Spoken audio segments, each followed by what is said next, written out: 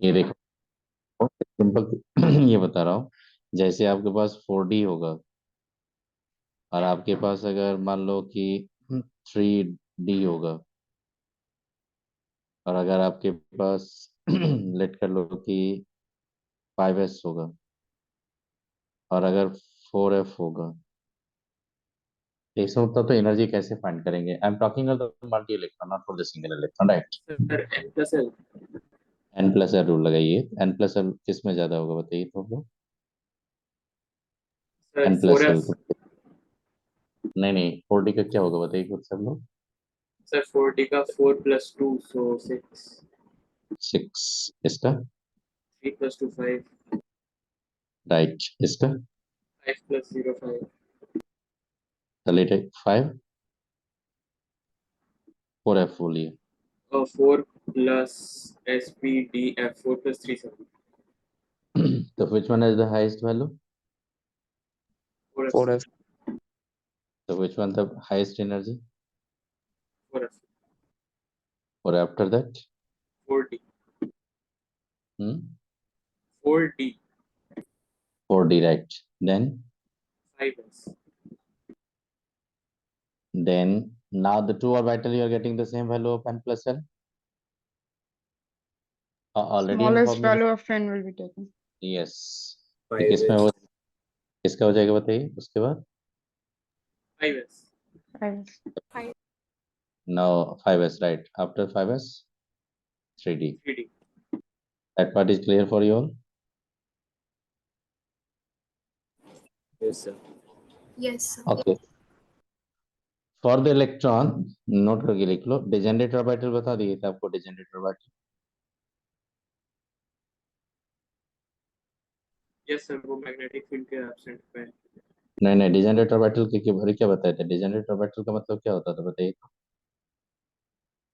Sir magnetic field के absence में same energy लगेगी। यस, इसमें बोले थे कि ऑर्बिटल्स हैविंग सेम एनर्जी या डिफरेंट एनर्जी? तो हम बोलिए same energy in absence of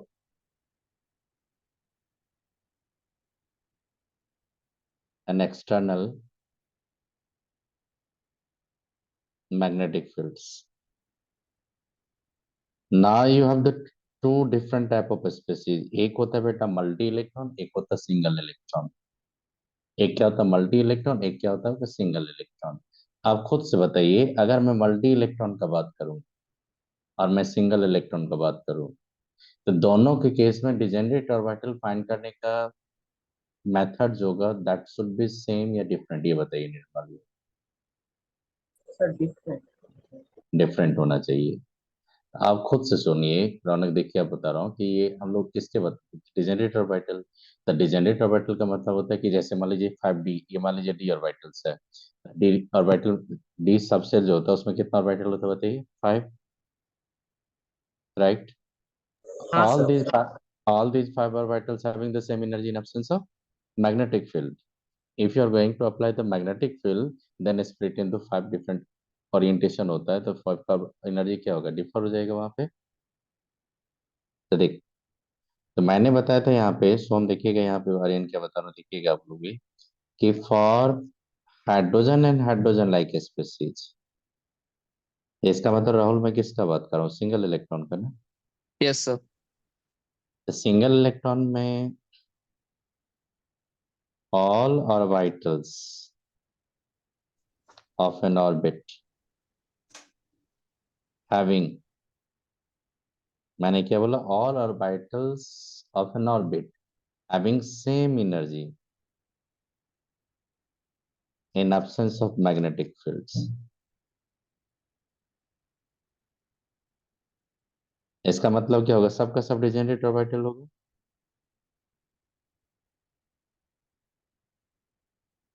बताइए इसका मतलब क्या होगा, सबका सब डिजेनरेट ऑर्बिटल्स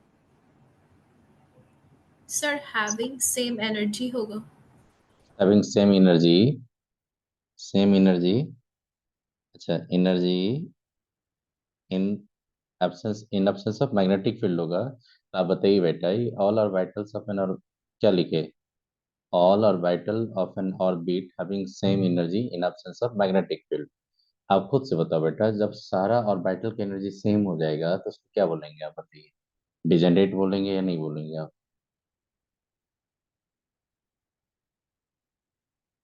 डिजेनरेट बोलोगे या नहीं बोलोगे, ये बताइए। हाँ सर, डीजे। डिजेनरेट बोलेंगे। आप खुद से बताइए कि if I am talking about the hydrogen, hydrogen में जब जाएंगे तो देखो, हाइड्रोजन लाइक स्पीसीज में जब एनर्जी का बात करते हो अभी, तो आप क्या बोलते हो, सबसे नीचे कौन होता है, 1s होता है कि नहीं?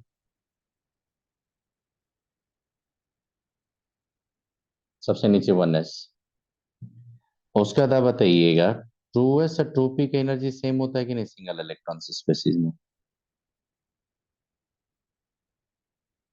3s Yes, sir. 3p और 3d का, 3s 3p 3d का सेम एनर्जी होता है कि नहीं, बताओ।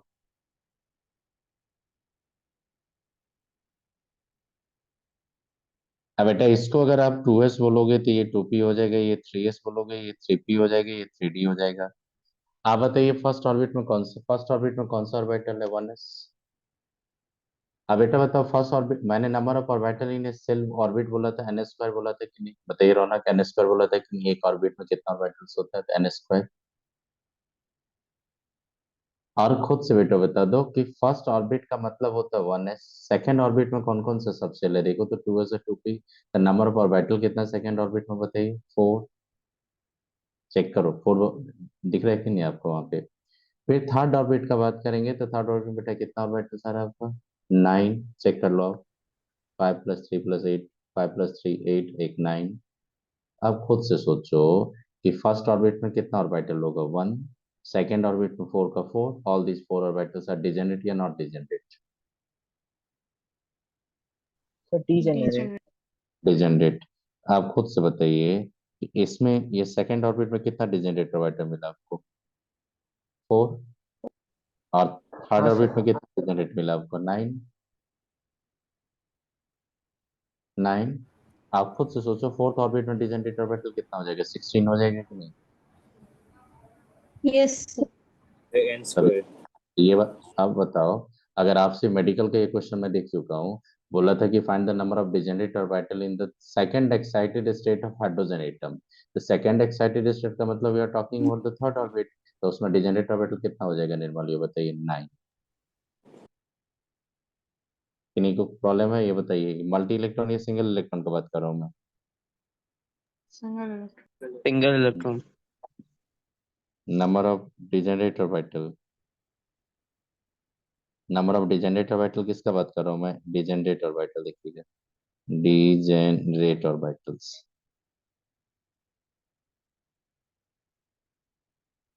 Degenerate orbitals in an orbit कितना हो जाएगा बेटा, बताइए, एन स्क्वायर। ये सिंगल इलेक्ट्रॉन के लिए यूज करोगे, मल्टी इलेक्ट्रॉन के लिए यूज नहीं करोगे।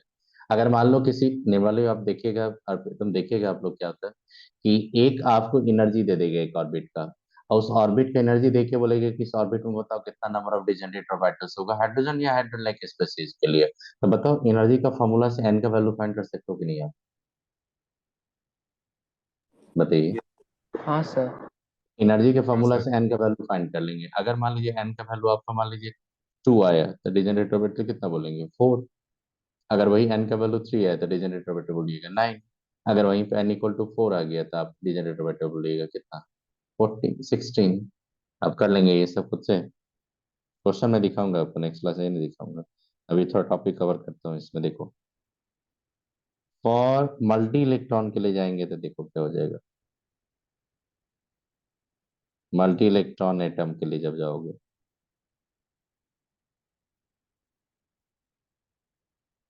all orbitals of a subshell with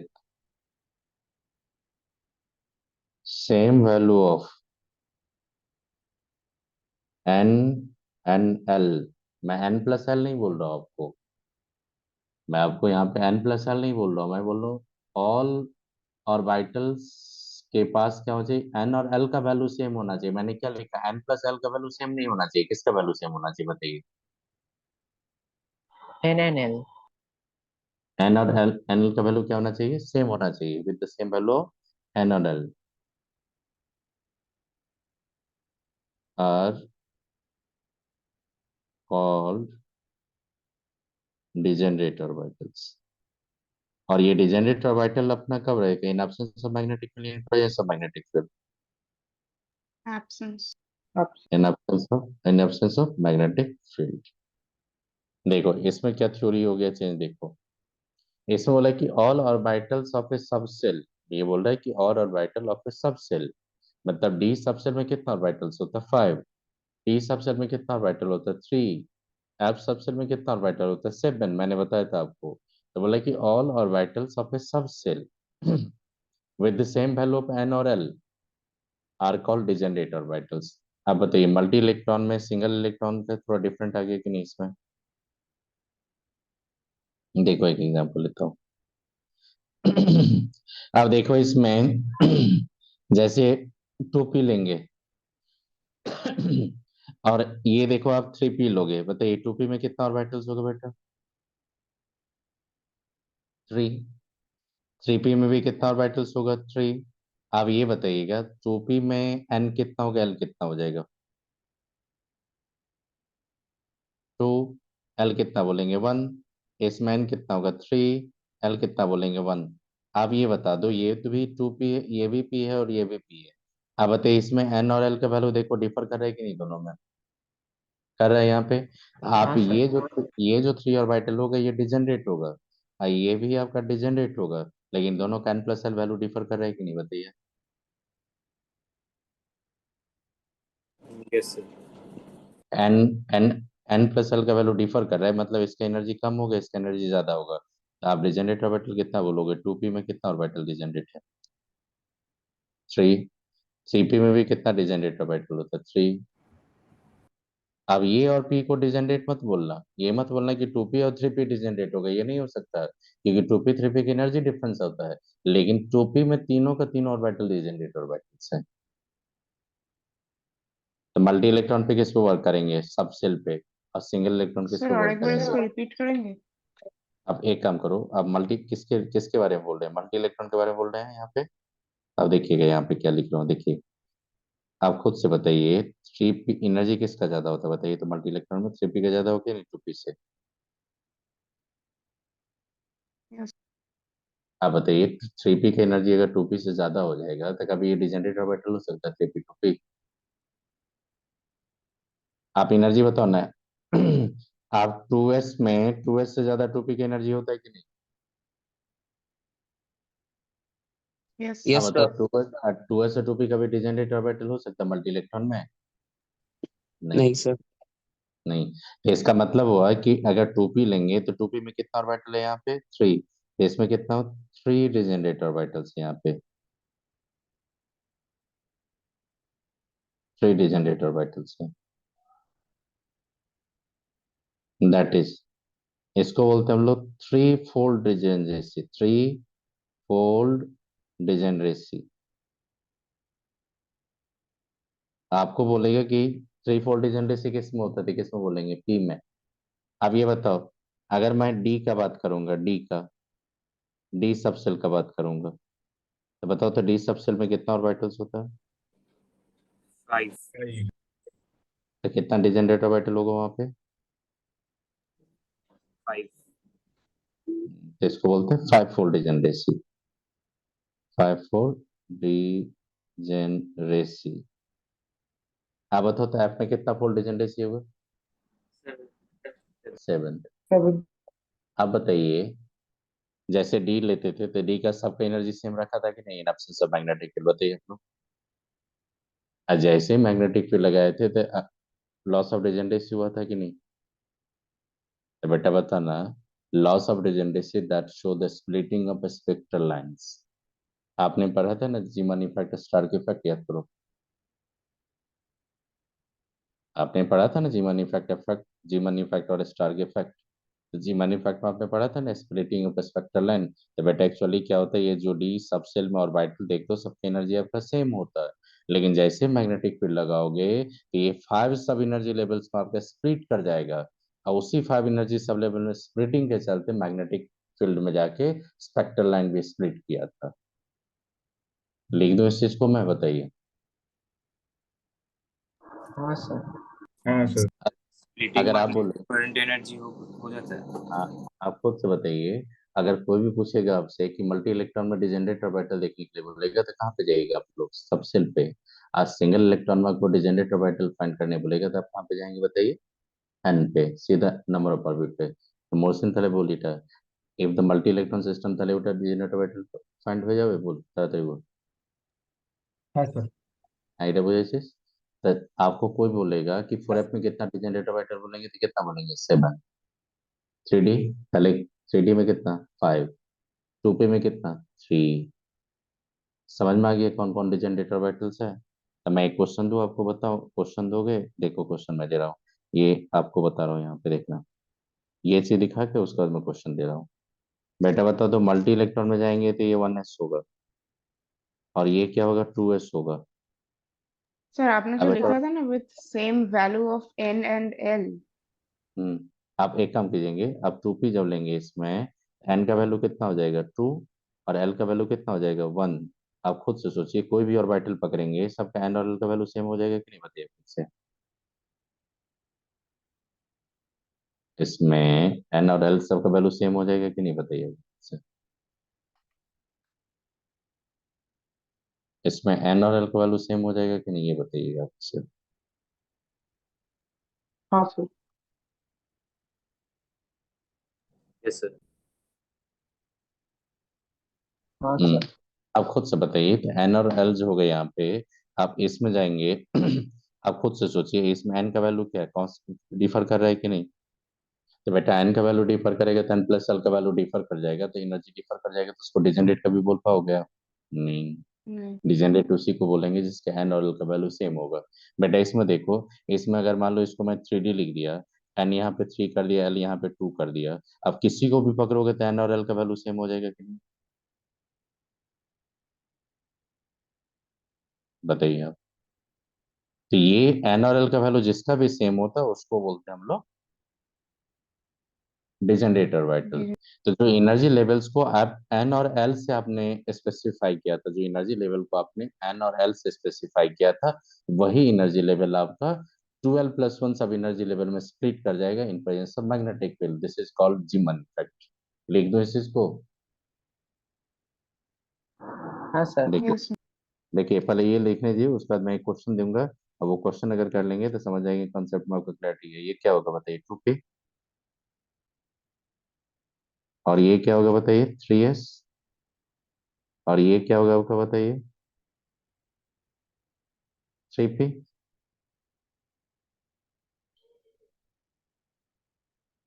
3p। आप मेरे को सीधा ये बता दो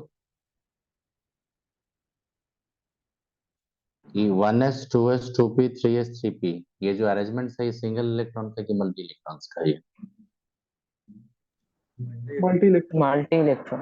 मल्टी इलेक्ट्रॉन। और आप बताइए, तीनों ऑर्बिटल का सेम एनर्जी होगा कि नहीं, बताइए आप लोग। हाँ तो क्या सर। होगा, डिजेनरेट Yes. ऑर्बिटल होगा कि नहीं, वो बताइए, डिजेनरेट ऑर्बिटल होगा कि नहीं, बताइए आप लोग। हाँ सर। Yes, sir. चलिए, अब मैं एक क्वेश्चन पूछ रहा हूँ आपसे। Find the number of degenerate orbital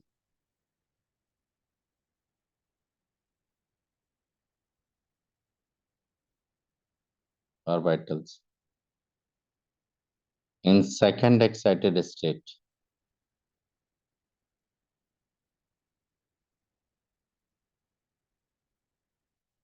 H minus ion,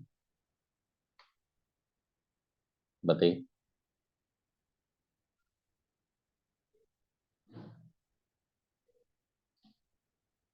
ये क्वेश्चन वन है, मैंने बोला कि find the number of degenerate orbitals in second excited state of H minus ion, बताइए आप।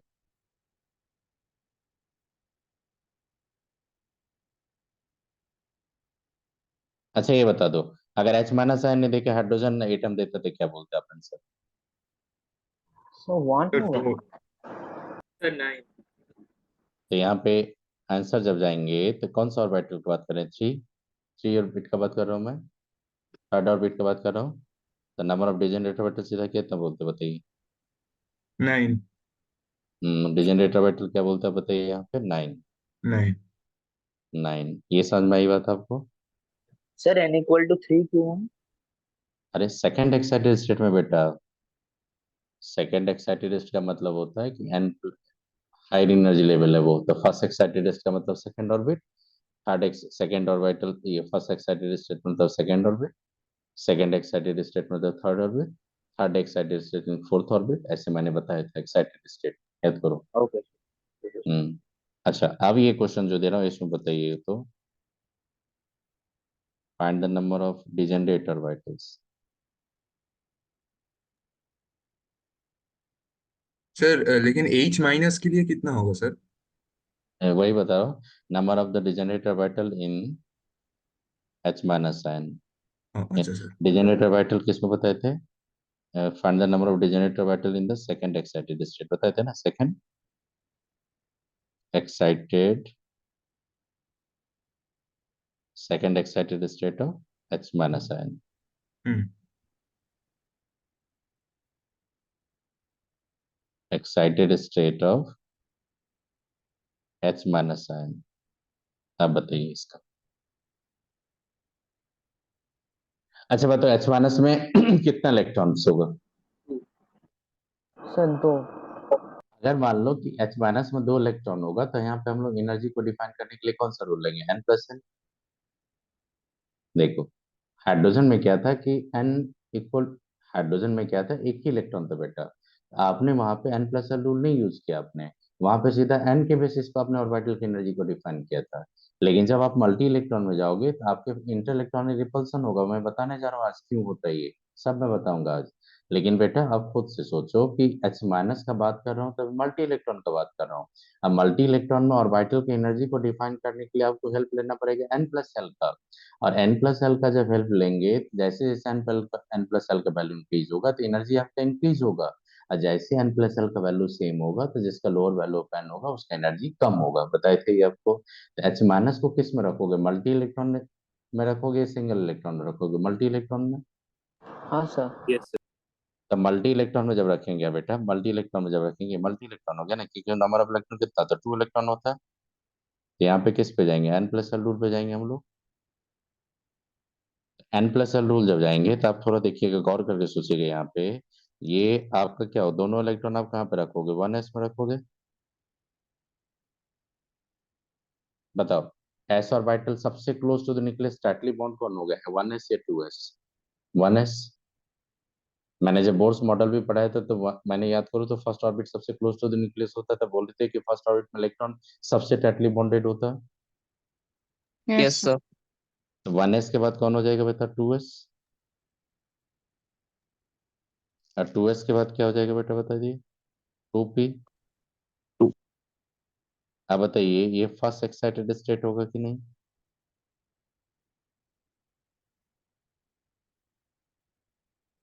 ये फर्स्ट एक्साइटेड होगा कि नहीं?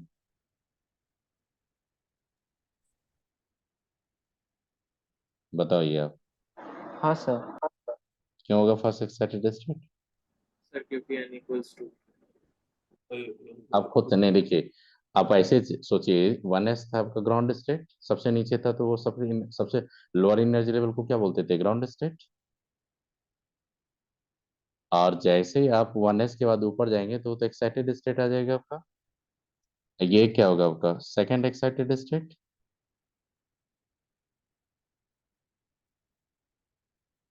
ये सेकंड एक्साइटेड स्टेट है ये। Sir, आप लेकिन वो बता तो n equals to 3 होना था ना. नहीं नहीं, आप एक काम करेंगे, मैं बता रहा हूँ आपको कि इसमें 2 इलेक्ट्रॉन था, तो दोनों इलेक्ट्रॉन को सबसे लोअर एनर्जी में रखेंगे तो ये 1s में चला जाएगा। और उसके बाद को जो ऑर्बिट ऑर्बिट सब आएगा हायर लेवल में, वो सब एक्साइटेड स्टेट होगा। तो आप यहाँ पे n = 3 नहीं लेंगे, वो सिंगल इलेक्ट्रॉन सिस्टम के लिए था, ये मल्टी इलेक्ट्रॉन का बात कर रहा हूँ मैं। सिंगल इलेक्ट्रॉन अलग चीज होता है, मल्टी इलेक्ट्रॉन अलग चीज होता है। जो मैंने एक्साइटेड स्टेट बताया था वो था आपका हाइड्रोजन लाइक स्पीसीज में, आप याद करो बोर्स मॉडल में मैंने बताया था वो। लेकिन अब मल्टी इलेक्ट्रॉन में आगे बैठा था, मल्टी इलेक्ट्रॉन में एक्साइटेड स्टेट को ऐसे डिफाइन नहीं करते हम लोग। यहाँ पे फर्स्ट एक्साइटेड स्टेट क्या होगा, 2s होगा। सेकंड एक्साइटेड स्टेट क्या होगा, 2p होगा। थर्ड एक्साइटेड स्टेट क्या होगा, 3s होगा। अब फोर्थ एक्साइटेड स्टेट क्या होगा आपका, 2 3p होगा, ऐसे करके जाएंगे आप। Okay sir. आप बता दो कितना Yes, sir. Number of degenerate orbital, 3 होगा कि नहीं, आप बताइए। 3 होगा। हाँ सर। अब बताइए क्वेश्चन कहाँ पूछा था, ये पूछा था जे एडवांस 2018 का क्वेश्चन था ये। 18 का जो इंटीजर टाइप क्वेश्चन था उसमें दिया था ये क्वेश्चन, कितना स्मार्ट क्वेश्चन दिया था सोचो, एनसीईआरटी बेस्ड थ्योरी को लेकर क्वेश्चन बना दिया। आपको बता रहा हूँ एक चीज, जे एडवांस का जो क्वेश्चन का फ्रेमिंग होता है ना, वो आप किसी भी इंस्टीट्यूट में जाओ, किसी भी कोचिंग का प्रैक्टिस सेट देता है, कोई नहीं वैसा फ्रेमिंग कर पाता जितना अच्छा जे एडवांस क्वेश्चन फ्रेमिंग करता है बोर्ड खुद। इसलिए बहुत स्मार्ट क्वेश्चन फ्रेमिंग करता है जे एडवांस का। इस बार जो जेई का टॉपर है ना, उसका स्टेटमेंट जाके पढ़ो ना, वो भी बोला ये चीज कि जितना अच्छा जे एडवांस का पीवाईक्यू से मेरा था क्वेश्चन, उतना मैंने किसी कोचिंग में नहीं देखा था। जो फैक्ट है ये बात। इसीलिए आप याद रखिएगा बेटा कि आप स्मार्ट, आप टॉपिक को पकड़ो, थ्योरी को पकड़ो, थ्योरी का एप्लीकेशन समझो आप खुद से, वहीं से होता है एक्सपर्ट बनना। आप बता दो, second excited state first excited state का जो थ्योरी था आपका 1 इलेक्ट्रॉन सिस्टम के लिए, मल्टी इलेक्ट्रॉन में जाके वो फेल हो जाएगा कि नहीं, वो अलग चला जाएगा कि नहीं।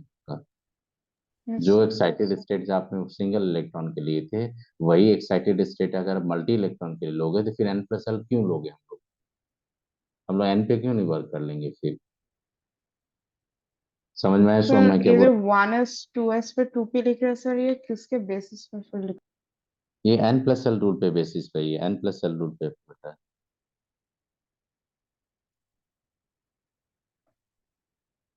देखो यहाँ भी मैंने n+l रूल दिया था, मैंने बोला मल्टी इलेक्ट्रॉन पे जैसे जाएंगे तो n+l रूल पे ही सारा डिफाइन करते हैं, तो वहां पे एक्साइटेड स्टेट जो होगा वो आपका सिंगल इलेक्ट्रॉन को ड्रॉप करके मल्टी इलेक्ट्रॉन पे आ जाइए। निर्मल आया समझ में ये क्या मैंने बोला आपको मल्टी इलेक्ट्रॉन के लिए। Yes sir. तो ये सब क्वेश्चन देखोगे तो आपको क्वेश्चन दिखेगा कहीं ना कहीं। अब मल्टी इलेक्ट्रॉन के लिए जैसे बोलेगा एक्साइटेड स्टेट पे क्या लोगे, n+l रूल पे जाओगे या n पे जाओगे। N+L. यस। तो कुछ आइडिया लगा मल्टी इलेक्ट्रॉन सिंगल इलेक्ट्रॉन के रीजनरेट ऑर्बिटल्स। Yes sir. अब आइए अब पढ़ता हूँ हम लोग शेप ऑफ ऑर्बिटल्स। एनर्जी बता दिए तो शेप्स ऑफ ऑर्बिटल चाहिए। तो शेप ऑफ ऑर्बिटल से पहले से पढ़ने एक चीज मैं बता रहा हूँ आपको, वो पहले पढ़ लो, उसका शेप ऑफ ऑर्बिटल पढ़ता हूँ। नोड। बता इलेक्ट्रॉन का जो वेव लिया तो वेव क्या था, कंटिन्यूअस था कि नहीं या डिसकंटिन्यूअस वेव था, बताइए। कंटिन्यूअस था सर। ठीक है कंटिन्यूअस वेव था। अब उसमें क्या था, फाइनाइट इनफाइनाइट लिए थे, तो फाइनाइट बोला था सिंगल वैल्यू या multi electron, multi value single. अब बता दो इलेक्ट्रॉन का वेव कुछ ऐसा दिखेगा आपको, मैंने वेव ट्रेन लिया था सब कुछ बताया था, इलेक्ट्रॉन का कुछ वेव ऐसा दिखेगा आपको, बताइए आपको। अब ये क्या होगा, ये क्या था, वेव फंक्शन होता है, इसको मैंने क्या बोला था, पॉजिटिव फाई बोला था, इसको नेगेटिव साई लिया था। अब जब वेव अपना फेज चेंज करेगा बेटा, वेव जब अपना फेज चेंज करेगा तो किसके थ्रू जाएगा, 0.0 के थ्रू जाएगा कि नहीं। हाँ सर। तो उसी पॉइंट को बोलते हैं नोड, उसी पॉइंट को क्या बोलते हैं हम लोग, नोड। अब बेटा बता दो इलेक्ट्रॉन का प्रोबेबिलिटी को किसके टर्म में आपने डिफाइन किया था, साई स्क्वायर के टर्म में। স্যার আরেকবার রিপিট করবেন? हाँ बेटा देखो, वो इलेक्ट्रॉन का जो वेव था उसको मैंने क्या बोला था, कंटिन्यूअस होता है।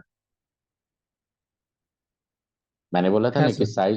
साइज होता, मैंने क्या बोला था, जब आप स्कूल में जाते हैं हम लोग तो आइडेंटिटी कार्ड में सारा इन्फॉर्मेशन रहता है कि नहीं आपके बारे में, बताइए स्टूडेंट के बारे में, तो आप जो साई होता तो वही मैंने कंपेयर करवाया था आपको, और बोला था कि सारा इन्फॉर्मेशन रहता। और किसी भी एक पर्टिकुलर इलेक्ट्रॉन के लिए जाएंगे तो उसका साई क्या होगा, फिक्स होगा। फाइनाइट वैल्यू होगा साई उस इलेक्ट्रॉन के लिए, साई का वैल्यू सिंगल वैल्यूड होगा उस इलेक्ट्रॉन के लिए, और साई का वैल्यू क्या होगा, कंटिन्यूअस होगा उस इलेक्ट्रॉन के लिए। अब मैंने श्रोडिंगर पे वेव इक्वेशन पे बोला था कि सॉल्व करोगे बेटा तो आपका क्या मिलेगा, साई मिलेगा। Already have inform you that Sai yes sir. Energy, possible energy level and corresponding wave functions. A wave function corresponding when electron stay in the particular orbit, the wave function corresponding to that orbit contain all information about the electrons. बताए थे आपको, सारा information दिए थे कि साई आता वहां पे, साई क्या होता है, मैंने सारा इन्फॉर्मेशन दे दिया, देखो नोट्स में। तब बेटा जब साई का बात कर रहे हो, जब कंटिन्यूस आप बात कर रहे हो, तो जब आप फेज चेंज करोगे, जब पॉजिटिव फेज से नेगेटिव आओगे, नेगेटिव से पॉजिटिव की तरफ जाओगे, तो आप अपना फेज चेंज करोगे तो एक पॉइंट के थ्रू जाओगे, ना एक रीजन के थ्रू जा रहे हो, यहाँ पे साई का वैल्यू 0 हो जाएगा। बताइए। Yes, sir. हाँ सर। उसी को बोलते हैं नोड। तो नोड आप खुद से बता दो, प्रोबेबिलिटी ऑफ फाइंडिंग इलेक्ट्रॉन आप किसके टर्म में दिखा था, साई के साई स्क्वायर के टर्म में। आप बताइए खुद से बेटा, जहां पे साई 0 होगा, साई स्क्वायर भी 0 हो जाएगा। तो इसका मतलब उस पॉइंट पे प्रोबेबिलिटी ऑफ फाइंडिंग इलेक्ट्रॉन क्या हो जाएगा, 0। आई बात समझ में। तो नोड का मतलब क्या होता है, 0 प्रोबेबिलिटी ऑफ फाइंडिंग इलेक्ट्रॉन या maximum probability of finding electron 0। आई बात समझ। नोड क्या होता है,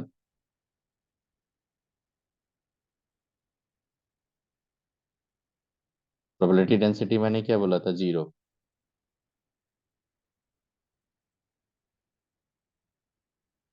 no probability of finding electron. तो आप साई को बोलोगे जहां पे प्रोबेबिलिटी फाइंडिंग इलेक्ट्रॉन 0 होता है, नोड। तो नोड समझ में है, जहां पे क्या होता है आपका साई स्क्वायर का वैल्यू क्या होगा, 0। मतलब प्रोबेबिलिटी डेंसिटी आपका 0 होगा। आई बात समझ में। Yes sir. आप बता दो, कोई बोलेगा आपका, आप खुद से बताओ बेटा, जितना ज्यादा नोड होगा उतना साइज क्या होगा, वे ज्यादा होगा कि नहीं, आपका साइज ऑफ परपेट्रो ज्यादा होगा कि नहीं, चेक करो आप लोग। जितना नोड होगा उतना ज्यादा होगा कि नहीं, बताइए। बेटा हाँ खुद से सर। बताइए, जितना आप वेव चेंज करेंगे, जितना पॉजिटिव से नेगेटिव की तरफ जाएंगे, उतना ज्यादा नोड बनते जाएगा, तो उतना बड़ा साइज होगा कि नहीं, उतना ज्यादा एक्सटेंडेड होगा कि नहीं आपका वेव फंक्शन। अब वेव फंक्शन जितना ज्यादा एक्सटेंडेड होगा, उतना साइज ऑफ परपेट्रो ज्यादा होगा कि नहीं। तो अगर आपसे पूछेगा साई क्या होता है, तो क्या बोलोगे, प्रोबेबिलिटी डेंसिटी फाइंडिंग इलेक्ट्रॉन क्या होगा उस पॉइंट पे, 0। देखो, अब ये जो केमिस्ट्री में हम लोग पढ़ते हैं साई नोड, तो नोड हम लोग दो टाइप का पढ़ते हैं। एक होता है आपका रेडियल और स्फेरिकल नोड। ये सब क्या कैलकुलेशन पूछेगा ना, क्वेश्चन दिखाऊंगा मैं आपको। इसको आर एन से डिनोट करते हैं, आर एन बोलेंगे। एक बोलेंगे एंगुलर नोड, इसी को बोलते हैं नोडल प्लेन। तो ये हमेशा याद रखिएगा, ए एन से दिखाएंगे। तो बेटा कितना नोड होता है, 2 टाइप का सर। दो टाइप का। आप दोनों नोड को डिफाइन करने दीजिए, और दोनों नोड का क्या सिग्निफिकेंस है वो बताने दीजिए, अपने आप सारा कंसेप्ट क्लियर हो जाएगा। तो पहले सुनिए, ये क्या होता है, पहले होता क्या है देखो, spherical reason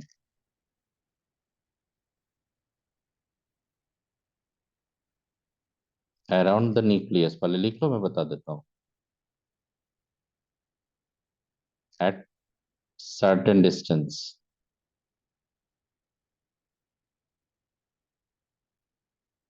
in which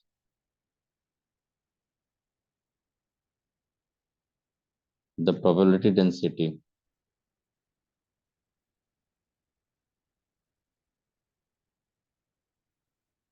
becomes 0। फिर से सुनो, एक स्फेरिकल रीजन होगा, तो बेटा न्यूक्लियस के सराउंडिंग्स में होगा कि एक पर्टिकुलर रीजन में होगा, कि सराउंडिंग में न्यूक्लियस के चारों तरफ होगा ये रीजन, बताओ।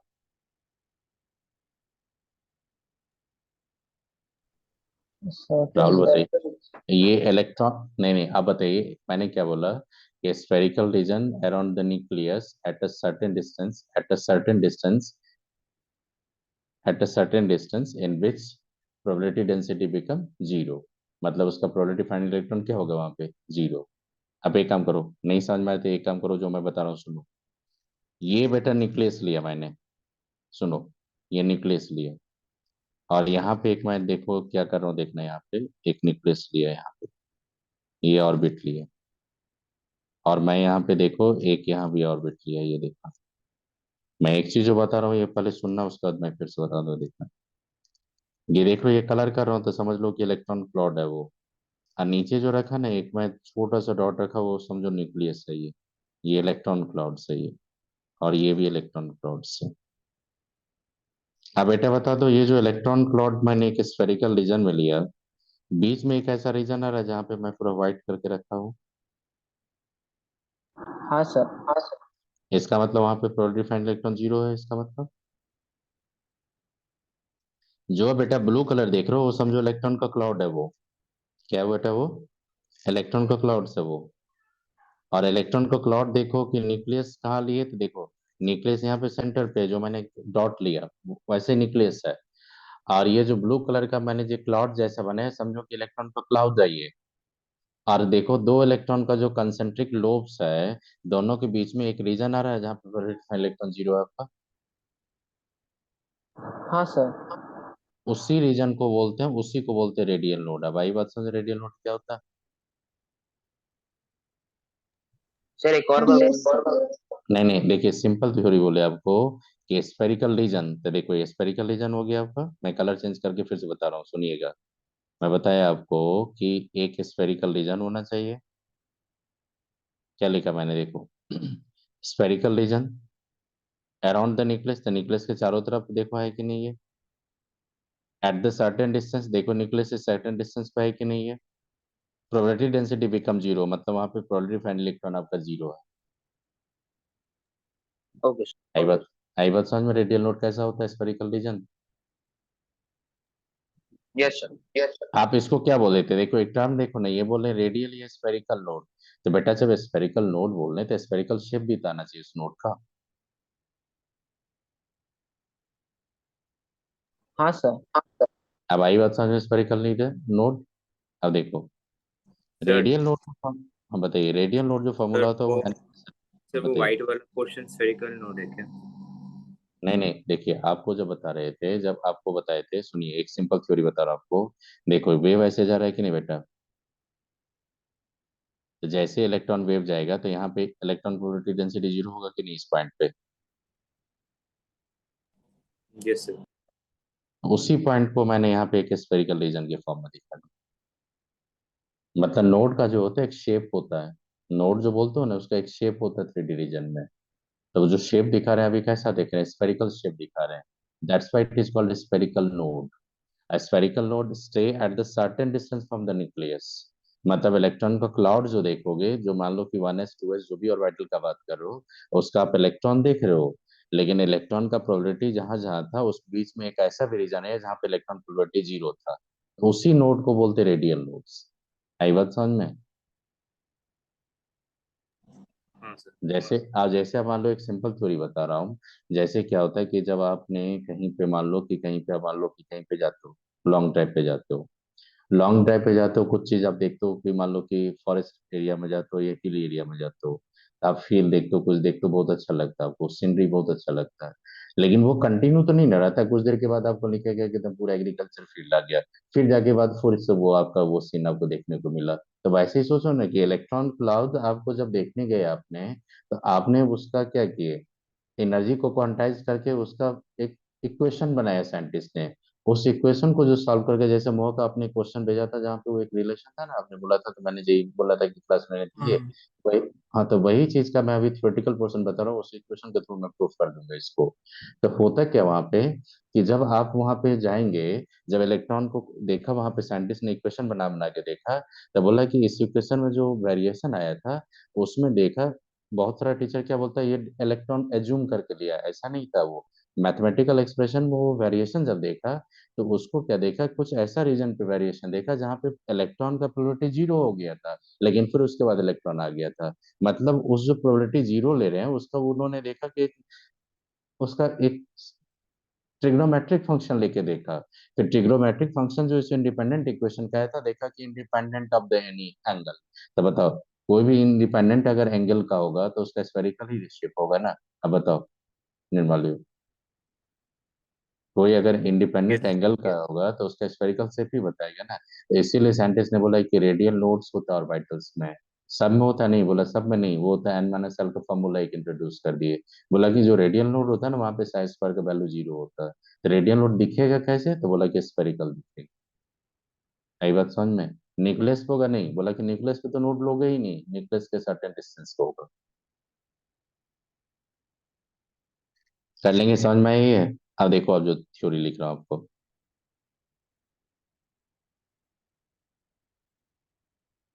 it determine the shape of ये साइज ऑफ ऑर्बिटल। अब बताइए, किसी ऑर्बिटल का साइज हम लोग किससे डिनोट करते हैं, मतलब कि बिगर साइज होगा स्मॉलर साइज होगा, किससे डिनोट करते हैं हम लोग, बताइए रौनक। रेडियल नोट से। आप हमेशा याद रखिएगा, रेडियल नोट का वैल्यू अगर इंक्रीज होगा तो साइज ऑफ ऑर्बिटल आपका इंक्रीज हो जाएगा। आप थोड़ा सोचो, जितना ज्यादा नोड होगा उतना ज्यादा एक्सटेंडेड वेव होगा कि नहीं, और जितना ज्यादा एक्सटेंडेड वेव होगा बेटा उतना ज्यादा साइज बड़ा होगा कि नहीं उसका। यस। तो आप खुद से देखिएगा, तो मैंने बोला आपको कि रेडियल नोड बढ़ेगा तो साइज ऑफ ऑर्बिटल क्या होगा, इंक्रीज होगा। आप बता दो, मैं एक एग्जांपल लेके बता रहा हूँ। देखो यहाँ पे बता रहा हूँ, 1s का बात कर रहा हूँ, 2s का बात कर रहा हूँ, 3s। बताइए तो रेडियल नोड कितना था 1s में, एन कितना लेंगे बेटा, 1 वन। -0 तो 0 आ गया कि नहीं। हाँ सर। 2 माइनस लेंगे एल तो 0 - 1 तो कितना 1। इसका 3 -0 - 1 तो कितना हो जाएगा 2। आप बताइए 1s 2s 3s में किसका ज्यादा रेडियल, किसका साइज बड़ा होगा। Sir 3s। yes अब आई बात समझ, रेडियल नोट्स कैसे फाइंड करते हैं, इस फॉर्मूला समझ में आया आपको। सर वन हाँ एस सर। का एक भी रेडियल नोड नहीं होता इसका मतलब।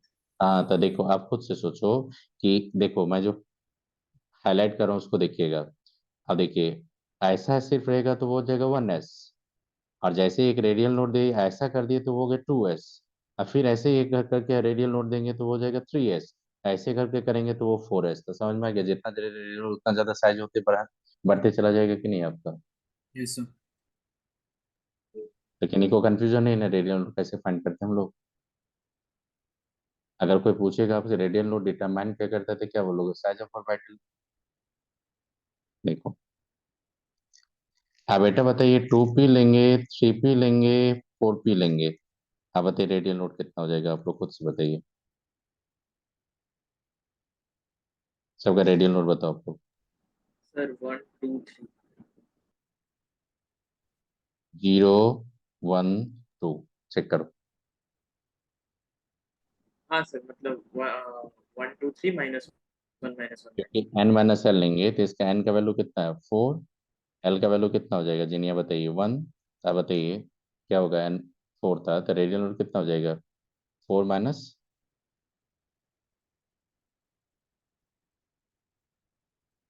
वन -1 माइनस देखिए। तो बताइए 2 ही आएगा कि नहीं इसका रेडियल नोट। अब बताओ तो साइज किसका ज्यादा होगा बेटा, बता दो तो साइज। 2p से ज्यादा क्या होगा 3p, 3। 3p से ज्यादा क्या होगा 4p। अब बेटा बता दो, इसमें समझ में आ गया आपको कि रेडियल नोट कैसे फाइंड करेंगे। हाँ सर। यस।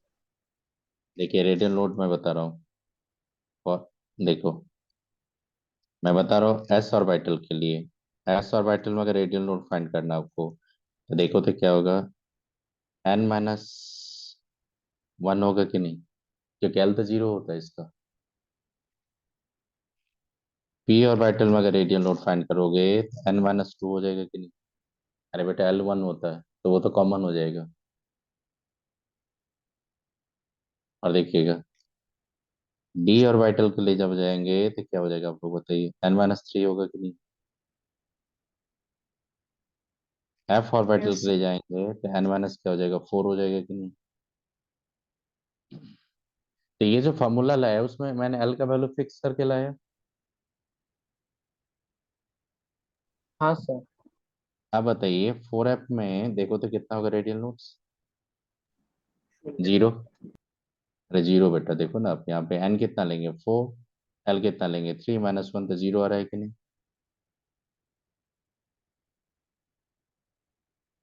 तो कंपटीशन में जब जाओगे ना बेटा, जेई एडवांस से लेके जेई मेन हर जगह क्वेश्चन तो रेडियल रूट का कैलकुलेशन पूछता है, तो समझ में आया कैसे कैलकुलेट करेंगे।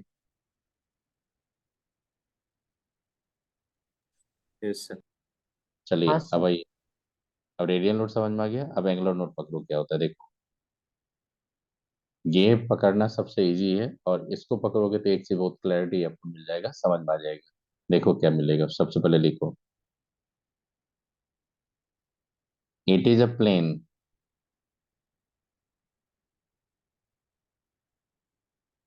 passing through the nucleus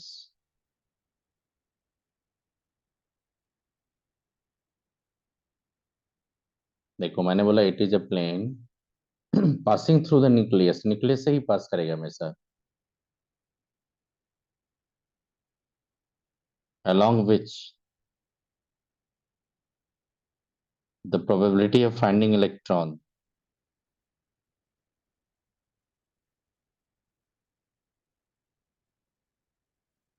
is 0। मतलब ये एक प्लेन होगा, पास करेगा न्यूक्लियस से, प्लेन होगा, तो बताइए जब प्लेन का बात करोगे तो कुछ ना कुछ तो एंगल होगा ना उसका।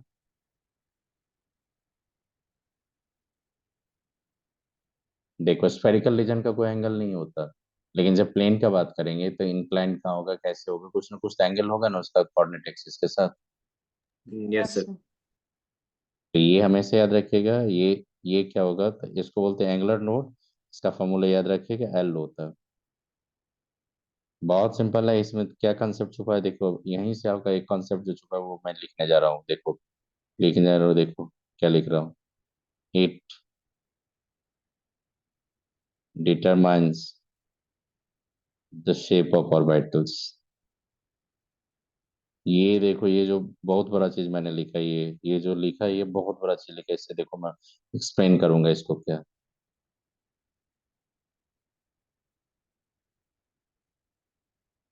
बेटा खुद से सोचो एंगुलर नोड होता है एल के इक्वल, एल क्या होता है, एजीमुथल क्वांटम नंबर, और एजीमुथल क्वांटम नंबर क्या डिसाइड करता था, शेप ऑफ ऑर्बिटल डिसाइड करता था कि नहीं, याद करो आप लोग। हाँ सर। अब देखो यहाँ से क्या होगा, सुनिए, अगर मान लो कि एक भी नोडल प्लेन नहीं होगा तो उसका शेप क्या हो सकता है, स्फेरिकल हो सकता है कि नहीं। Yes sir. तो बताइए जब नोडल प्लेन ही नहीं होगा तो उसका एल का वैल्यू 0 होगा। यस। हाँ सर। वो है आपका एस ऑर्बिटल, एस ऑर्बिटल में कोई नोड ही नहीं होता, नोडल प्लेन रेडियल नोड होता है लेकिन एंगुलर नोड होता ही नहीं वहां पे। तो बेटा बता दो, 3D स्पेस में अगर मैं कहीं से प्लेन ही नहीं पास कर पाऊंगा जहाँ पे प्रोबेबिलिटी फाइंडिंग इलेक्ट्रॉन 0 होगा, मतलब उसका हर डायरेक्शन प्रोबेबिलिटी फाइंडिंग इलेक्ट्रॉन्स होगा, यस सर। तो उसका शेप क्या होगा, स्फेरिकल होगा कि नहीं। Yes sir. और थोड़ा सोचो, मैं एक बार बता रहा हूँ, सुनो, एक काम करो, सर हाँ बताइए। सर हाँ आपने और एक बार बोलेंगे लास्ट ये दो बार।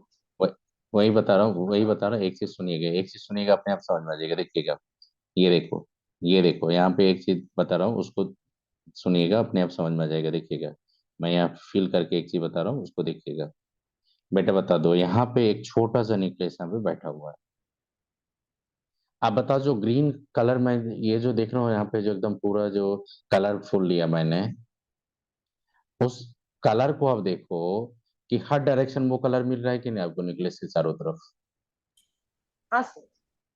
मतलब कि एक स्फेरिकल बॉल आप सोच लो कि स्फेरिकल बॉल के सेंटर पर अगर न्यूक्लियस है तो उस बॉल से कहीं प्लेन हम पास कर सकते हैं जहाँ पे प्रोबेबिलिटी फॉर इलेक्ट्रॉन 0 होगा, नहीं कर सकते हम लोग। हाँ सर। तो बेटा ये बॉल की तरह सोचो, एक बॉल को सोचो कि एक स्फेरिकल रीजन को सोचो जहां पे नोडल प्लेन होगा ही नहीं, तो मतलब एक स्फेरिकल रीजन में आ जाएगा प्रोबेबिलिटी फाइंडिंग इलेक्ट्रॉन्स। हाँ सर। उसी को बोलते हैं S orbital. S orbital nodal plane क्या होता है बेटा, 0 होता है कि नहीं, एंगुलर नोड। आपने एस ऑर्बिटल के एल का वैल्यू क्या लिया था, 0 लिया था कि नहीं। 0। हाँ सर। तो यही साइंटिस्ट ने बोला था जिसका एल का वैल्यू 0 होगा वो नॉन डायरेक्शनल होगा ऑर्बिटल। तो नॉन डायरेक्शनल कौन सा शेप होता है, स्फेरिकल। आप जब बॉल लेते हो नॉन डायरेक्शनल बोलते हो कि नहीं आप बेटा। हाँ सर। सर इस स्पेरिकल शेप डिफाइन क्या है, कितना स्पेरिकल नहीं नहीं इन्फिनिट।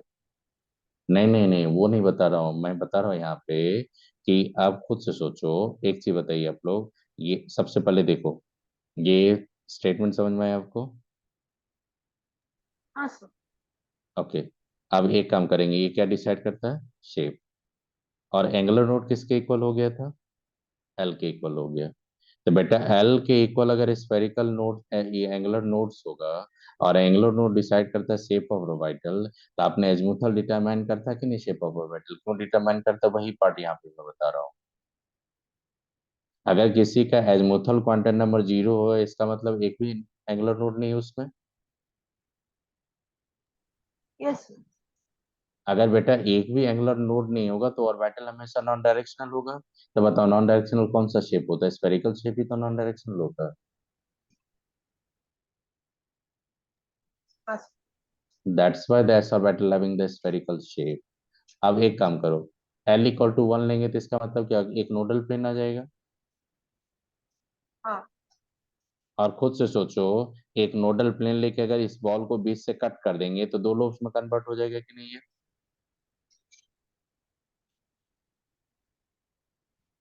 मैंने बोला, इस स्फेरिकल बॉल में एक नोडल प्लेन मैं इधर बीच से कट कर दूंगा, जहां पे प्रोबेबिलिटी फाइनली हम 0 कर देंगे। मतलब कि मैं बोल रहा हूँ आपको कि देखो, मैं बोल रहा हूँ कि इस रीजन में अगर मैं यहाँ से कट कर दूंगा, इसको इस रीजन को कट कर दूंगा, तो ये दो लोब्स में कन्वर्ट हो सकता है कि नहीं है? बताइए आप। मतलब कि बीच से हाँ अगर मैं सर। कट कर दूंगा तो दो लोब्स में इलेक्ट्रॉन कट हो गया कि नहीं यहाँ पे? हाँ सर। तो उसको हाँ क्या सर। बोले? डम्बल शेप बोल देंगे? नहीं, डम्बल शेप बोलते कि नहीं उसको? बताइए। अगर ऐसा हो जाएगा कट करके तो डम्बल शेप में आ जाएगा कि नहीं? बताइए। इलेक्ट्रॉन इस दोनों रीजन में आ गया तो एक डम्बल शेप आ गया कि नहीं उसका? बताइए आप। यहाँ से हाँ देखो, सर। एक देखो, एक स्फेरिकल रीजन लिया यहाँ पे, एक नोडल प्लेन मैंने कट कर दिया वहां पे। ये नोडल प्लेन, इसको दो पार्ट में क्या कट कर दिया यहाँ पे, एक प्लेन। देखो ये प्लेन कट कर रहा है, एक नोडल प्लेन मैंने पास कर दिया यहाँ पे। ये क्या बोला मैंने? एंगुलर नोड बोला। अब एंगुलर नोड जैसे ही पास करेंगे स्फेरिकल रीजन से एक एंगुलर नोड, तो वो स्फेरिकल रीजन दो लोब्स में कन्फाइन कर देगा कि नहीं प्रोबेबिलिटी फाइंड इलेक्ट्रॉन को? तो बताओ उसका शेप क्या होगा? डम्बल शेप आ जाएगा कि नहीं? मैं Yes. Simple Yes. हाँ सोचो, सर। सिंपल सोचो, डम्बल शेप आ गया। आप खुद से सोचो, इसी स्फेरिकल रीजन में अगर दो मैंने ऐसा नोडल प्लेन लेता तो उसको फोर लोब्स में कन्वर्ट कर देंगे कि नहीं यार? Yes sir. तो डबल डम्बल हो जाएगा कि नहीं आपका? तो आप ये बताइए कि एल का वैल्यू क्या इंडिकेट करता है? Angular node. और एंगुलर नोड क्या इंडिकेट करेगा? Shape of orbital. इसका मतलब एल क्या डिटरमाइन करता है? Shape of orbital. अगर एल का वैल्यू 0 है तो इसका मीनिंग क्या होगा? उसमें एंगुलर नोड नहीं होगा। और एंगुलर नोड नहीं होगा तो उसका शेप क्या होगा? स्फेरिकल। आप बताओ, जो भी एस ऑर्बिटल लिए थे सबके लिए एल का वैल्यू 0 लिए थे कि नहीं आप? जो हाँ भी सर। आप एस ऑर्बिटल लिए तो सबके लिए एल का वैल्यू 0 लिए थे। तो 0 लेने का टारगेट क्या था? क्यों लिए थे? समझ में आ गया क्यों इंडिकेट करता है 0? कि सर आपने इसके लिए 0 क्यों लिए? इतना इंजस्टिस क्यों करें? सबके लिए आप 1 2 ले, उसको 0 क्यों लेंगे? आप बोलोगे। तो मैंने बोला आपको कैसा बैटल के 0 लेना पड़ता है यहाँ पे, कि उसमें एंगुलर नोड है ही नहीं है आपका, क्योंकि नोडल पेन एंगुलर नोड है ही नहीं उसमें, इसीलिए एल का वैल्यू वहां पे 0 लेते हैं। वही बात समझ में आपको? आप किसी से पूछ लेना कि अगर आप प्रूफ करके आप बता दोगे कि एस ऑर्बिटल का शेप क्यों स्फेरिकल होगा, आप किसी से पूछना आपके बैच में, जनरली बच्चा नहीं बता पाता। ये मैं बता रहा हूँ आपको, क्योंकि ये बहुत बड़ा एविडेंस मैं बता रहा हूँ, बहुत बड़ा इम्पैक्ट आप ये आपका थ्योरी बता रहा हूँ कि एल जो होता है वो डिटरमाइन करता है shape of orbital. How? Because L decide the number of angular node, और angular node will decide the shape of orbital. That's why the azimuthal quantum number determine the shape of orbitals. अब आई बात समझ में? अगर किसी भी orbital में दो एंगुलर नोड्स होगा तो डेफिनेटली उसमें फोर लोब्स होगा। अगर किसी भी ऑर्बिटल में एक ही नोडल प्लेन होगा तो उसमें दो लोब्स होगा। और किसी ऑर्बिटल में एक भी नोडल प्लेन नहीं होगा तो स्फेरिकल होगा। अब आई बात समझ में? सो हम बताइए। सर एक क्वेश्चन है। बताइए।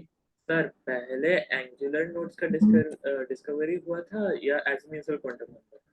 नहीं नहीं, ये सब साइंटिस्ट जब आप लाए थे वहां पे, जो आपका श्रोडिंगर बेबी क्वेश्चन होता है, उसमें साइंटिस्ट ने जो मैथमेटिकल, वो जो मैथमेटिकल एक्सप्रेशन लाए थे, उस मैथमेटिकल एक्सप्रेशन का जो आपका एंगल के साथ वहां पे ओरिएंटेशन के साथ वहां पे जो आया था वहां पे। तो उसमें और वेव फंक्शन को दो पार्ट में मैं जे एडवांस का जब क्लास लेंगे तो उसको दो पार्ट में मैं डिवाइड करूंगा, एक रेडियल वेव फंक्शन, एक ऑर्बिटल ये एंगुलर वेव फंक्शन। और उसी एंगुलर वेव फंक्शन का पार्ट को एक्सटेंड करके ये सब मैं वहां पे थोड़ा इन्फॉर्मेशन दूंगा। तो ये सब सब जितना भी एंगुलर पार्ट है ये बहुत बड़ा ट्रिग्नोमेट्रिक फंक्शन सब आता है यहाँ पे, जो आपके लेवल का आदमी नहीं है। आप सीधा सोचो कि एल का वैल्यू 0 है, इसका मतलब क्या दिखा रहा है वहां पे? No angular node. तो बेटा आप ऐसा शेप इमेजिन करो जिसमें एंगुलर नोड नहीं होगा, तो वो क्या होगा? Non directional. तो उसका मतलब होता है स्फेरिकल। अब बताइए स्फेरिकल रीजन से अगर हम लोग एक नोडल प्लेन पास करेंगे तो इलेक्ट्रॉन का प्रोबेबिलिटी कहाँ पे कट हो जाएगा? दो लोब्स में। और दो लोब्स में अगर कट हो जाएगा तो उसका क्या हो जाएगा? Motion probability dumbbell. If you are passing the two nodal plane तो कितना कट हो जाएगा? Four lobes four. में। तो उसका शेप क्या होगा? Double dumbbell. आप एक काम करो, मैं एक चीज बता रहा हूँ आपको, देखना है यहाँ पे। एक चीज जो दिखा रहा हूँ वहां पे देखना है, ये चीज देखो। अब देखना है यहाँ पे एक चीज, ये देखो। ये सब ऑर्बिटल्स होता है।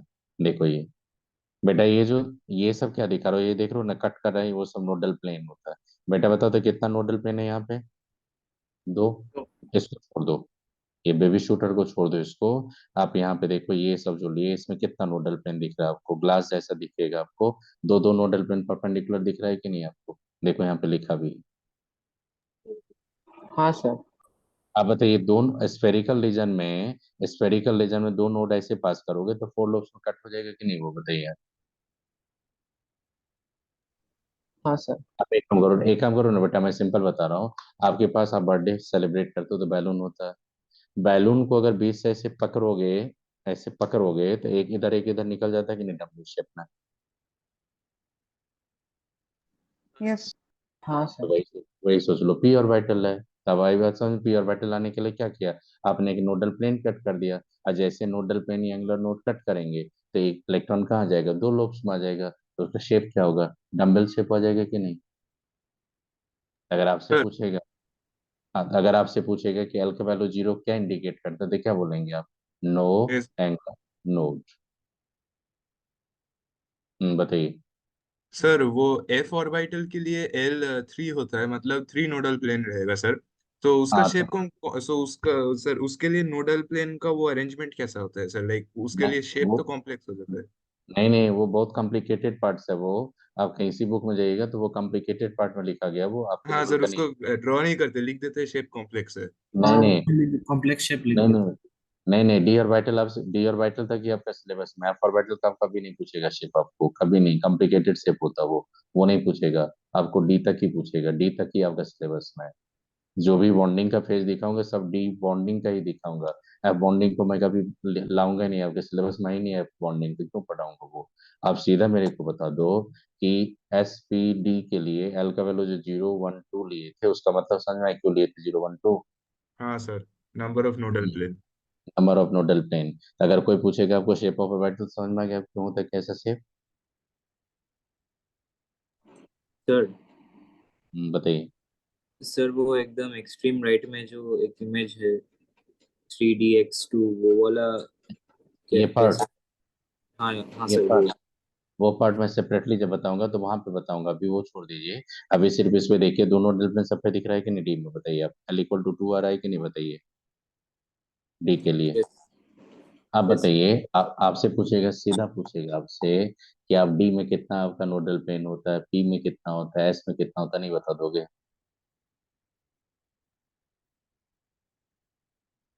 देखो। सर एक अब क्वेश्चन था। बताइए सर टू। जो अगर सर पी वाई ऑर्बिटल को कंसीडर करे तो उसका तो नोडल प्लेन एक्स प्लेन में होना चाहिए। इसमें और अगर पी वाई ऑर्बिटल को कंसीडर करे तो उसका तो नोडल प्लेन एक्स प्लेन में होना चाहिए। और भाई उस भाई नहीं नहीं, वो सब मैं आगे पढ़ाने जा रहा हूँ, वो सब मैं फिगर ड्रॉ के सबके बताऊंगा, सबके बारे में बताऊंगा। अभी अभी मैं जो इन्फॉर्मेशन दिया, मैंने बोला कि नोड कितना टाइप का होता है? दो टाइप का होता है, एक रेडियल नोड, एक क्या था, एक एंगुलर नोड। रेडियल नोड या स्फेरिकल नोड से क्या फाइंड करोगे आप? साइज। और एंगुलर नोड से क्या फाइंड करोगे? शेप। आप एल का वैल्यू क्या होता है बेटा? 0 1 2 3। एल का वैल्यू 0, इसका मतलब एक ऐसा ऑर्बिटल होता है जिसमें एक भी नोडल प्लेन होता ही नहीं है। तो शेप शेप क्या आ जाएगा उसका? स्फेरिकल आ जाएगा कि नहीं? मैं ये बोलना चाह रहा हूँ। मैं जो बोलना चाह रहा था, मैं शेप क्यों आता डम्बल डबल डम्बल, ये मैं बोलना चाह रहा हूँ। वो मैं सब आगे पढ़ा रहा हूँ, आपको जो बोल रहे हो वो सब आगे पढ़ा रहा हूँ मैं फिर। सर ये जो टोटल नंबर ऑफ नोड्स का इक्वेशन है, इसमें angular nodes plus radial nodes कर रहे हैं क्या? हाँ, दोनों है यहाँ पे, रेडियल नोड भी है और एंगुलर नोड भी है इसमें। तो एल कैंसिल हो जाएगा। हाँ, एल कैंसिल हो जाएगा कि नहीं बताइए, प्लस करेंगे तो कैंसिल हो जाएगा कि नहीं आपका। हाँ सर। चलिए, तो यहाँ तक थ्योरी समझ में आएगा, कौन सा नोड क्या दिखाता है, समझ में आया आपको। अब आइए, अब आइए, आप जो बता ना, अब आपका जो जो क्वेरी था सब समझ में आ जाएगा आपका। देखिए, लिखो बेटा, शेप सब ऑर्बिटल लिखो, सबके एक एक करके मैं बता, फिगर ड्रॉ करके बता रहा हूँ आपको। आप समझ में आ गया शेप ऑफ ऑर्बिटल किससे फाइंड करते हैं, नोडल प्लेन से। एंगुलर नोड से नहीं, एंगुलर से साइज दिखता है, नोडल प्लेन से शेप आता है। अब आइए, पहले हम लोग देखेंगे एस ऑर्बिटल। बताओ, ऐसे ऑर्बिटल मैल इक्वल टू क्या होता है, जीरो। एंगुलर नोड कितना होगा बेटा, बता दो, जीरो। दैट इज, इसका मतलब शेप क्या निकल के आ जाएगा बताइए, एंगुलर नोड क्या होगा, जीरो। देखो, एंगुलर नोड क्या होगा, जीरो होगा आपका, बताइए। हाँ तो सर। शेप अगर पूछेगा, शेप अगर बोलेगा आपको, तो बोलेगा स्फेरिकली सिमेट्रिकली, स्फेरिकली सिमेट्रिकल।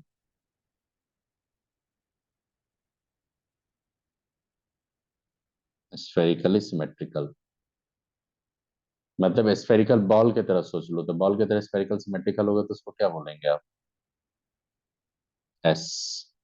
मतलब ऐसा दिखेगा, देखो ये सेंटर लिए, देखो मुस्लिम, देखो यहाँ पे एक न्यूक्लियस है।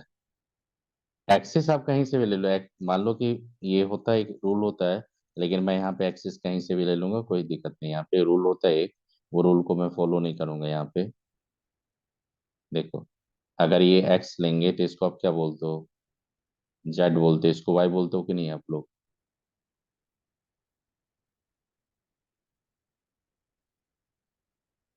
ये वन एस ऑर्बिटल है। अब बेटा बताओ, वन एस ऑर्बिटल में रेडियल लोड कितना होता है, जीरो होता है कि नहीं। हाँ सर। बताओ, रेडियल नोड अगर जीरो होगा तो एक स्फेरिकल बॉल की तरह बनाएंगे, तो उसमें प्रोबेबिलिटी ऑफ इलेक्ट्रॉन में हर डायरेक्शन में रखा, क्योंकि एंगुलर नोड क्या है इस पे। बताओ, हर डायरेक्शन में मैंने इलेक्ट्रॉन को रखा, क्योंकि एक भी डायरेक्शन में या किसी एंगल पे इलेक्ट्रॉन का प्रोबेबिलिटी को जीरो कर दूंगा तो फिर नोडल प्लेन आ जाएगा कि नहीं आपका। तो नोडल प्लेन तो है ही नहीं इसमें, तो आप क्या स्फेरिकल रीजन आप ले, विदाउट एनी नोडल प्लेन, तो जितना भी स्फेरिकल रीजन होगा न्यूक्लियस के साइड सराउंडिंग में, सब पे प्रोबेबिलिटी फाइंड इलेक्ट्रॉन होगा कि नहीं आपका। होगा। तो इसीलिए क्या होगा, इसका स्फेरिकल शेप आ जाएगा कि नहीं आपका इसका।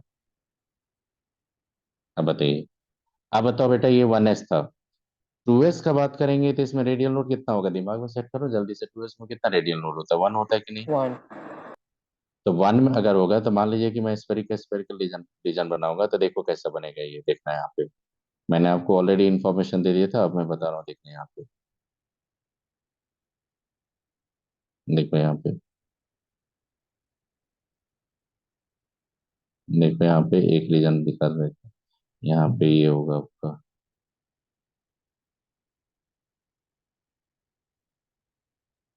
वो देखो यहाँ पे, इसका स्ट्रोक लेते थे तो फील करते थे, हट जाना चाहिए इसको। देखो,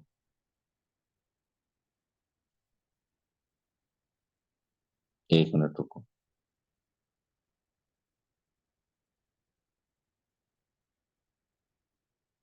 हम्म,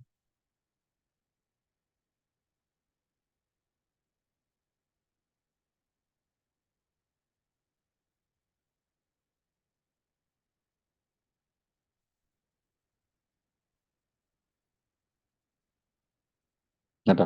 देखो इधर, देखो यहाँ पे बता रहा हूँ आपको, ये न्यूक्लियस लिए थे कि नहीं बेटा, यहाँ पे न्यूक्लियस सेंटर पे लिए थे कि नहीं आप। और देखो, आपने कुछ ऐसा रीजन बताया था कि नहीं, एक ऐसा रीजन बताया था कि नहीं आपने, देखो। अब देखना है यहाँ पे, यहाँ पे न्यूक्लियस लिए थे, वहां पे मैं एक रीजन बताया। हाँ, यहाँ पे एक रीजन मैं बता रहा हूँ आपको। तो बेटा बताओ, तो प्रोबेबिलिटी फाइंड इलेक्ट्रॉन कहाँ दिख रहा है इस रीजन में, तो बीच में एक रीजन कहाँ आ रहा है आपका, देखो तो जहाँ प्रोबेबिलिटी फाइंड इलेक्ट्रॉन क्या दिख रहा है आपको। जीरो। बीच में कोई ऐसा रीजन मिल रहा है जहाँ पे मुरसली देखिए, एक बीच में यहाँ पे न्यूक्लियस रखा मैंने, और इसी पार्ट को मैं थोड़ा एक्सटेंड कर रहा हूँ यहाँ पे, इसी पार्ट को मैं थोड़ा एक्सटेंड कर रहा हूँ यहाँ पे। अब बताओ इस रीजन में आपको प्रोबेबिलिटी इलेक्ट्रॉन क्या मिलेगा, जीरो मिलेगा कि नहीं, देखो इस रीजन में। अब बताइए इस रीजन में इलेक्ट्रॉन का प्रोबेबिलिटी क्या है, जीरो। अब बता दो कि अगर यहाँ पे मैं एक्सिस लेके बात कर रहा हूँ, एक्सिस, तो ये कौन सा ऑर्बिटल दिख रहा है आपको, 2s। तो बेटा बता दो ये कौन सा ऑर्बिटल, ये क्या आपका रेडियल नोड्स। अब बताओ तो 3s कैसा होगा, ऐसे ही कुछ रीजन में और कट हो जाएगा आगे। रौनक बताइए 3s में क्या होगा, ऐसे ही कुछ और कट होके आगे निकल जाएगा कि हाँ सर। नहीं? आप खुद से सोचो कि 3s 4s में जाएंगे तो 4s में कितना रेडियल नोड्स बनाना पड़ेगा, 3। तो आप सोचो ऐसे ही 3 3 रीजन आप बैक एंड करते चले जाओगे, अब बीच में एक आपका एक लोब्स लेते चलेंगे स्फेरिकल रीजन पे, तो आपका क्या होगा, और भी ज्यादा एक्सटेंडेड चला जाएगा कि नहीं, 3s 4s। Sir 3s 4s का एक बार जस्ट ड्राइंग करके दिखा दीजिए। अरे क्या इसमें दिखाना है, इसी को आप आगे जाएंगे तो ऐसे करके उसको सर्कल बनाते जाइए, आप ऐसे सर्कल बनाते जाइए आप। अब बीच में क्या होगा, प्रोबेबिलिटी ऑफ इलेक्ट्रॉन आप यहाँ पे करेंगे, तो यहाँ पे क्या होगा, यहाँ पे एक प्रोबेबिलिटी, और फिर यहाँ पे एक प्रोबेबिलिटी देंगे, बीच में नोडल प्लेन, और फिर यहाँ पे करूंगा, और फिर यहाँ पे प्रोबेबिलिटी मैं दिखा दूंगा, तो बीच में क्या दिखेगा, हर जगह दो दो इलेक्ट्रॉन दिखा दो, यहाँ से देखो यहाँ पे। ओके। तो ये क्या होगा, 3s नहीं हो जाएगा आपका, 3s नहीं हो जाएगा, ये चेक कर लो तो। देखो 3s हो जाएगा कि नहीं ये सब, दो रीजन में दिखा रहा हूँ कि नहीं, देखो एक रीजन, ये रीजन रेडियल नोड में दिखा रहा हूँ कि नहीं आपको, तो कुछ आइडिया लगा 3s 4s सब कैसे होगा। हम्म। हाँ अब सर। बताओ बेटा, साइज होगा 1s से ज्यादा 2s का, 2s से ज्यादा 2p का, तो ये 3s का 3s से ज्यादा 4s का होगा कि नहीं। हाँ सर। आपको अगर कोई भी एस ऑर्बिटल लेगा, बोलेगा कि all S orbitals having the same shape, तो बोलना शेप सेम होगा, लेकिन बताओ they differ in energy, by they differ in radial nodes. अगर बोलेगा 3s 4s 5s ऑर्बिटल में सिमिलरिटी क्या है, तो बोलना कि स्फेरिकल शेप होता है, बोलना डिसिमिलरिटी क्या है, तो बोलना दोनों में रेडियल नोड्स वेरी कर रहा है। तो क्या डिफरेंस आएगा, साइज और एनर्जी। आई बात समझ में, जितना भी एस ऑर्बिटल होता है सबका शेप सेम होता है, लेकिन साइज एनर्जी में वेरिएशन आता है। कर लोगे। हाँ सर। अब आइए नेक्स्ट लिखिए, नेक्स्ट दूसरा लिखिए पी ऑर्बिटल। बेटा पी ऑर्बिटल जब गए थे आपने पी ऑर्बिटल से, तो याद करो एल इक्वल टू क्या होता है इसमें, 1। तो इसमें एंगुलर नोड कितना हो जाएगा, 1। Due to presence of one angular node इसका शेप होता है डम्बल।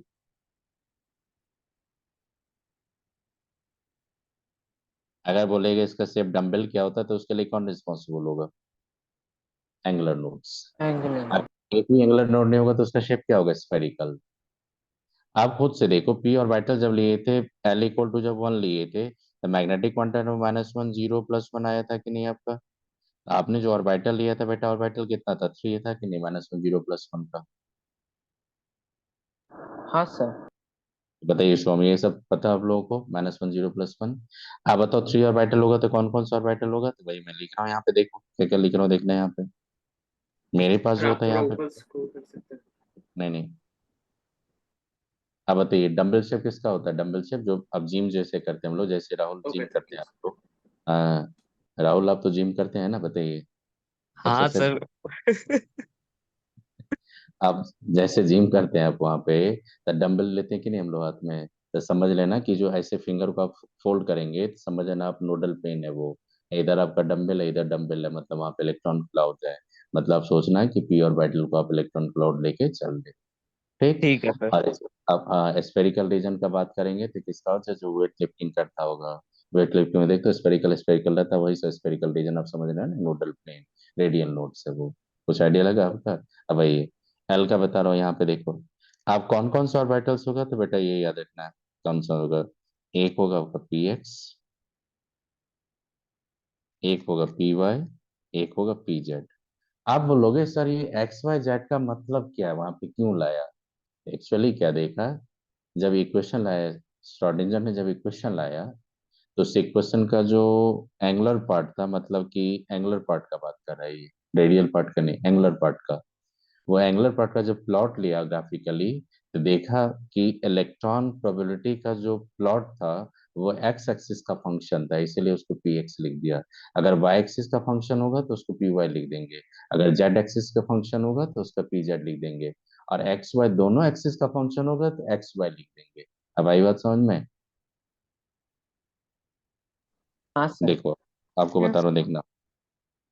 देखिए यहाँ पे न्यूक्लियस लिए, और यहाँ पे देखिए अगर मैंने दो लोब्स बना दिए, तो बेटा बता दो, दो लोब्स अगर बना दिए, मान लो ये एक्स, मैं पहले ही बता रहा हूँ आपको, ये एक्सिस देख के मत बोलना कि सर मैथमेटिकली, तो आपने मैथमेटिकली हम लोग ऐसे देखते हैं एक्सिस, उसके अकॉर्डिंग मत देखिएगा, जो एज्यूम करना जहाँ कर लो, कंक्लूजन ही आपसे पूछेगा। आई बात समझ में? कंक्लूजन याद रखना। तो ये देखो मैं यहाँ पे क्या कर रहा हूँ, इसको मैं जो रीजन बना रहा हूँ यही रीजन में आपके इलेक्ट्रॉन स्लॉट्स है, और ये जो सेंटर पे लिखते हो, सेंटर पे क्या होता है, ये जो देखते हो सेंटर पे, ये क्या है बताइए? न्यूक्लियस है आपका।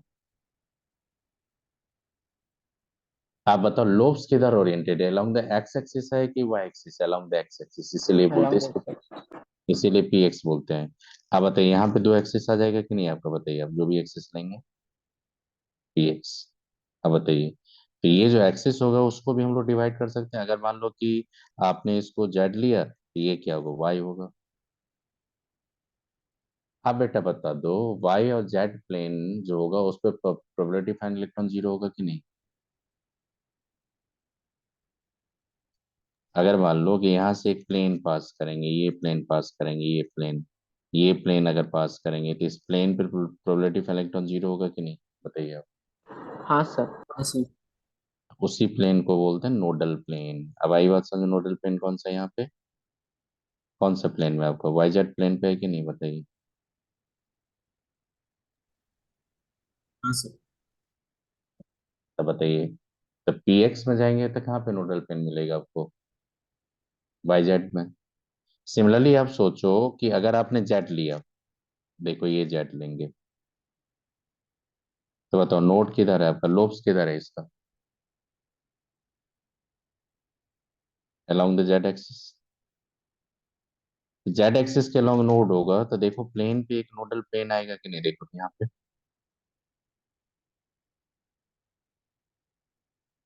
प्लेन पे एक नोडल प्लेन आ रहा है कि नहीं? ये नोडल प्लेन है कि नहीं बेटा, ये बताओ।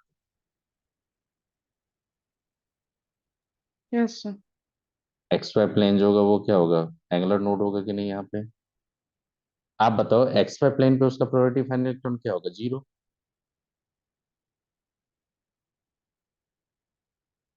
हाँ सर। एक्स वाई पे प्रोबेबिलिटी फाइंड इलेक्ट्रॉन जीरो होगा, तो किधर होगा?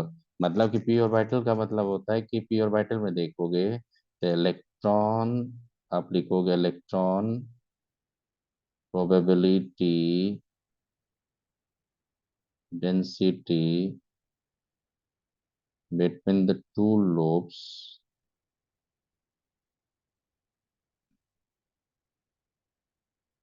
both lobes are opposite side of the nucleus or on the same side of nucleus? Sir opposite side. Opposite side of the nucleus। तब बताइए इलेक्ट्रॉन का probability density अगर दो लोब्स में ही आपका कन्फाइंड हो गया, तो उसको क्या बोलेंगे? डम्बल शेप नहीं बोलेंगे आप लोग? तो डम्बल शेप में क्या हो जाएगा, एक आपका नोडल प्लेन आ जाएगा कि नहीं?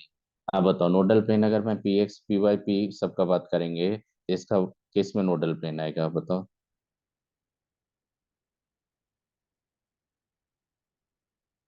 जेड एक्स में आएगा कि नहीं?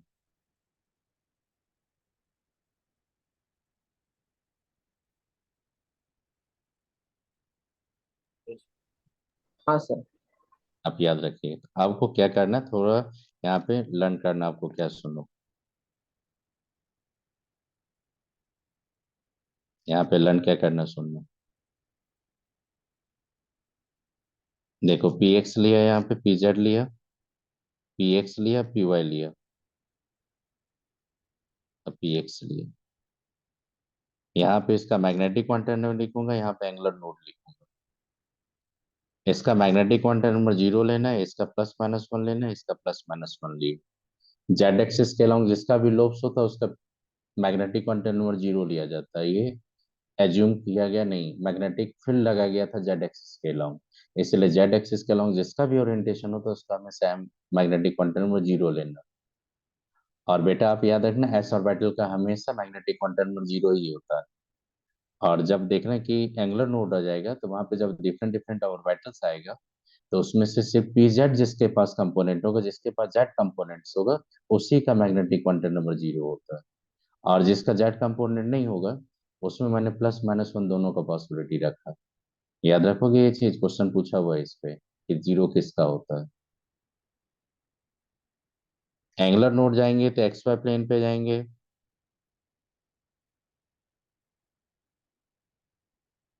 जेड एक्स प्लेन पे जाएंगे, सर और किस, बताइए।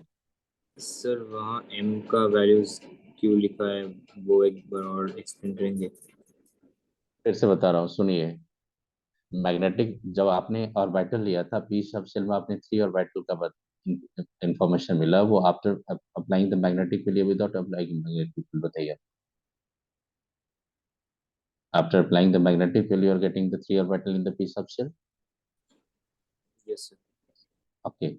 So after applying the magnetic field, you are getting the three orbitals in the p subshell, right? Now you are going to apply the magnetic field on z axis. Scientist ने Z axis पे ही सब assume करके magnetic field लगाया था, इसलिए Z axis के along जिसका भी ओरिएंटेशन हो तो उसका जिसका भी कंपोनेंट आता उसका हमेशा मैग्नेटिक क्वांटम नंबर 0 एज्यूम कर लिया। आई बात समझ में? और सर वो प्लस माइनस वन जो लिखा वो पी वाई और पी एक्स की। प्लस माइनस पी एक्स या पी वाई का जब ये तो आपको वहां पे बोला कि अब देखिए एक का 0 आ गया और एक का प्लस माइनस वन हो सकता था, तो बोला कि दोनों में आप जिसको लिखे वो आपका आ जाएगा। आई बात समझ में? तो वो दोनों रख सकते हैं वहां पे। अगर मान लीजिए मैग्नेटिक क्वांटम माइनस वन रखेंगे तो वो पी एक्स भी हो सकता है, पी वाई भी हो सकता है, लेकिन पी जेड नहीं होगा। पी जेड तभी लेंगे जब मैग्नेटिक क्वांटम 0 लेंगे, उसको पकड़ो आप। देखो मैं एक चीज बता रहा हूँ आपको, देखो मैं एक चीज बता रहा सर अगर पी वाई को प्लस वन लिखते हैं तो पी एक्स को माइनस वन लिखना है क्या? हूँ। प्लस माइनस कुछ भी लिख सकते हैं वहां पे, पी जेड को 0 लिखेंगे, उसको प्लस माइनस कुछ भी लिख सकते हैं वहां पे। देखिए इसमें बताइए एन कितना है बेटा, यहाँ पे 3, एल कितना है 1, और एम कितना है 0। इसका मतलब क्या है, ये 3D3 पी जेड है या पी एक्स है, ये बताइए। पी जेड और वाई। अब आई बात समझ में, मैग्नेटिक क्वांटम में 0 किसके लिए होता है, कौन सा पी कंपोनेंट के लिए? Yes sir. बस ये इन्फॉर्मेशन आपको थोड़ा लर्न करना पड़ेगा, जेड के लिए 0 होता है। और देखो पी सर किसका, हाँ किसका शेप आपने पढ़ा अभी तक, पी का और एस सर का। क्वेश्चन था। अब बताइए। सर वो P X P Y P Z तीन ही तो एक साथ एग्जिस्ट करते हैं, तो एक का इलेक्ट्रॉन प्रोबेबिलिटी डेंसिटी दूसरे का नोडल प्लेन में नहीं चला जाएगा? नोडल प्लेन, हाँ सर, मतलब पी एक्स का nodal plane X Y Z में है और पी जेड तो जेड प्लेन में ही है, तो वो क्या मतलब एक साथ नहीं आ जाएगा?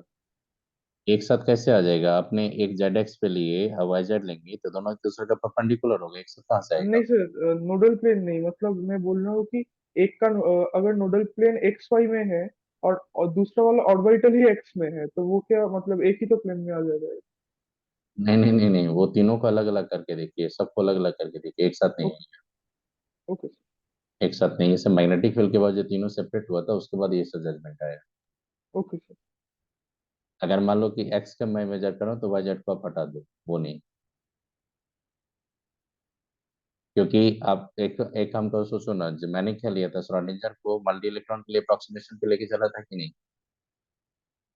और श्रोडिंगर ने तो सिंगल इलेक्ट्रॉन पे लेके किया था, इसलिए आप या तो पी एक्स में इलेक्ट्रॉन को रख के देखो, या तो पी वाई में, या तो पी जेड में, उसके बाद ऑब्जर्वेशन आएगी। Okay sir. तो ये आप बता दो, ये जो सिंबल रिप्रेजेंटेशन कर देगा तो पर्टिकुलरली कौन सा पी लोगे, पकड़ना आ जाएगा आपको। हाँ सर। Yes sir. अब आइए, अब शेप लिखिए, डी, डी का थर्ड होगा ना ये, डी का लिखो, डी ऑर्बिटल्स। अब बेटा डी ऑर्बिटल जब जाते हैं तो डी ऑर्बिटल में एल का वैल्यू कितना होता है, 2। एंगुलर नोट कितना होता है इसमें, 2। एक्सेप्ट याद रखना D Z square, D orbital का एक ऑर्बिटल डी जेड स्क्वायर होता, उसमें एंगुलर नोड नहीं होता था। आप एक्सेप्शन याद रखना, डी जेड स्क्वायर। आप बता दो, एंगुलर नोड अगर 2 होगा तो उसका शेप क्या हो सकता है, डम्बल या double dumbbell? Sir double double dumbbell. Double. Double dumbbell.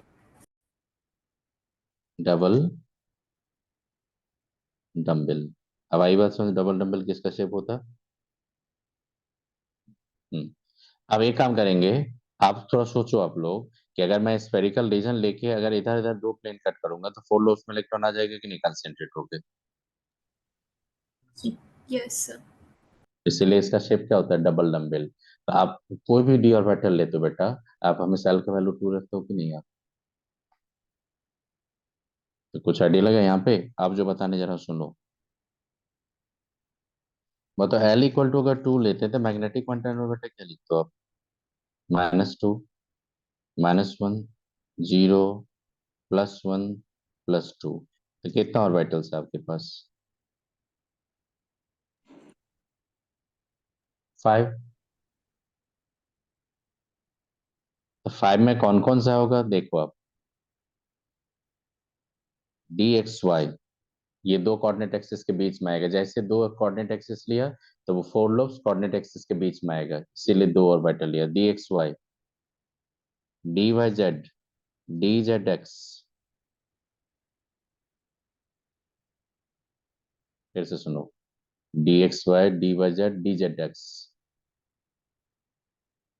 इसके पास क्या होता है देखना, इसके पास होता है 4 lobes between the coordinate axis। आप बता दो,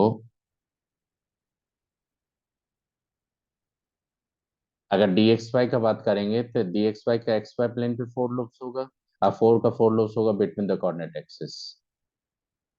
इसमें एंगुलर नोड या नोडल प्लेन का बात करेंगे तो इसमें एंगुलर नोड नोडल प्लेन कितना होगा बता बता?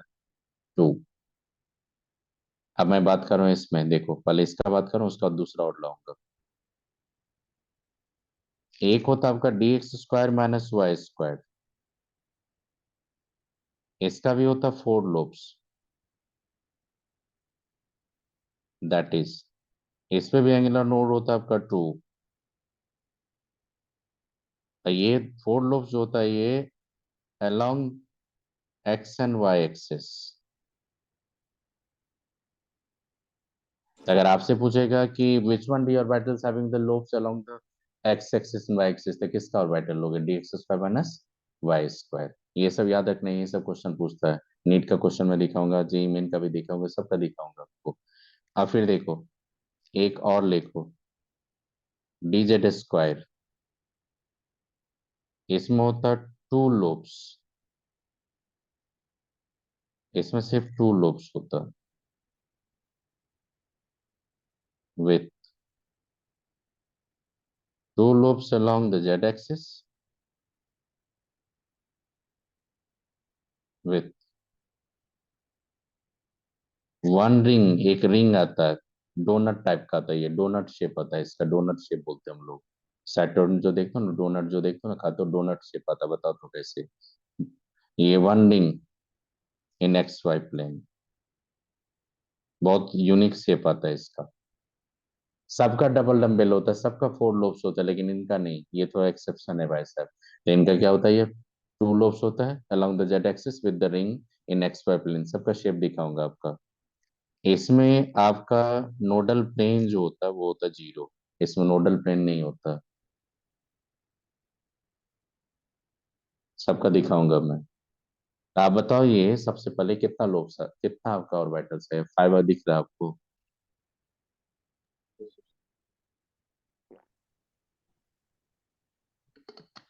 सर हाँ बताइए। सर डीजेड स्क्वायर ऑर्बिटल का अगर नोडल प्लेन का नंबर 0 है तो लोब्स कहाँ से आए? वो बता रहे हैं, सब बताएंगे, सब बताएंगे, सबका स्ट्रक्चर के थ्रू बताऊंगा आपको, सब दिखाएंगे आपको, सब दिखा रहे हैं आपको। अब ये बताइए, अगर आपको बोलेगा कि कितना डिजेनरेट ऑर्बिटल्स होता है डी में, तो कितना बोलिएगा आप? 5। अगर हाँ सर। बोलेगा कौन कौन सा ऑर्बिटल होता है तो बोलना D X Y, D Y Z, D Z X. dx square minus y square dz square. All these five orbitals, among these five orbitals, degenerate five orbitals, four orbitals having the same shape and same nodal plane. एक ही orbital होता है जिसका shape अलग अलग हो गया, वो कौन सा है आपका? डीजे देखो dz स्क्वायर. अगर मैं बोलूंगा 2p में कितना डिजेनरेट ऑर्बिटल है? 3. तीनों का अगर शेप बोलूंगा तो मैं तीनों का शेप बोलूंगा डम्बल. डी में होता है 5 ऑर्बिटल्स, 5 का 5 डिजेनरेट होता है, लेकिन एक का शेप अलग होता है, 4 का शेप आइडेंटिकल होता है. आपको बोलेगा कौन सा अलग हो गया? तो dz स्क्वायर. तो आप ये याद रखना पड़ेगा आपको, dx square dy z dz x, और dx square minus y square और dz स्क्वायर. There are the 5 degenerate orbitals. अब मैं सबका शेप बनाने जा रहा हूँ, सबका दिखा रहा हूँ कैसे कैसे होता है. लेकिन बेटा याद रखना कि dz स्क्वायर के अलावा सबका कितना लोब्स होता है? 4 लोब्स. अब देखो मैं एक चीज बता रहा हूँ. अगर आपने y एक्सिस लिया, x एक्सिस लिया, मान लो कि आपने ये x एक्सिस लिया और मान लो ये y एक्सिस लिया. y आपने देखा कैसा होता है? मैं एज्यूम कर रहा हूँ कि y एक्सिस ऐसे है. दोनों ऑर्थोगोनल होना चाहिए. और देखना यहाँ पे मैं 4 लोब्स को ले रहा हूँ, देखना है बिटवीन द कोऑर्डिनेट एक्सिस. देखो बेटा बताओ, 4 लोब्स अगर बिटवीन द कोऑर्डिनेट एक्सिस आएगा, ये 4 लोब्स अगर बिटवीन द कोऑर्डिनेट एक्सिस आएगा तो ये क्या होता है? देखो 4 lobe between the coordinate axis आता है तो एक चीज देखना मैं क्या लिख रहा हूँ आपका. बेटा बताइए कितना लोब्स है यहाँ पे? 4. 4. अब एक काम करेंगे, एक जो मैं लाइन ड्रॉ कर रहा हूँ उसको देखिएगा, ये नोडल प्लेन है कि नहीं बताइए, नोडल प्लेन है कि नहीं ये बताइए आप लोग. Yes, sir. तो कौन सा एक्सिस बचा बताइए, कौन सा एक्सिस बचा? जेड. हाँ सर. अब जेड और वाई के एक्सिस के अलावा अगर एक प्लेन लेंगे तो नोडल प्लेन में आ जाएगा कि नहीं? Yes, sir. जेड ऊपर, सोचो कि जेड ऊपर है और जेड और एक्स के नीचे ऐसे प्लेन जाएगा, एक्स के तरफ तो वाई एक्स के तरफ और वाई के तरफ. अब बताओ ये दोनों प्लेन एक दूसरे के परपेंडिकुलर होगा कि नहीं?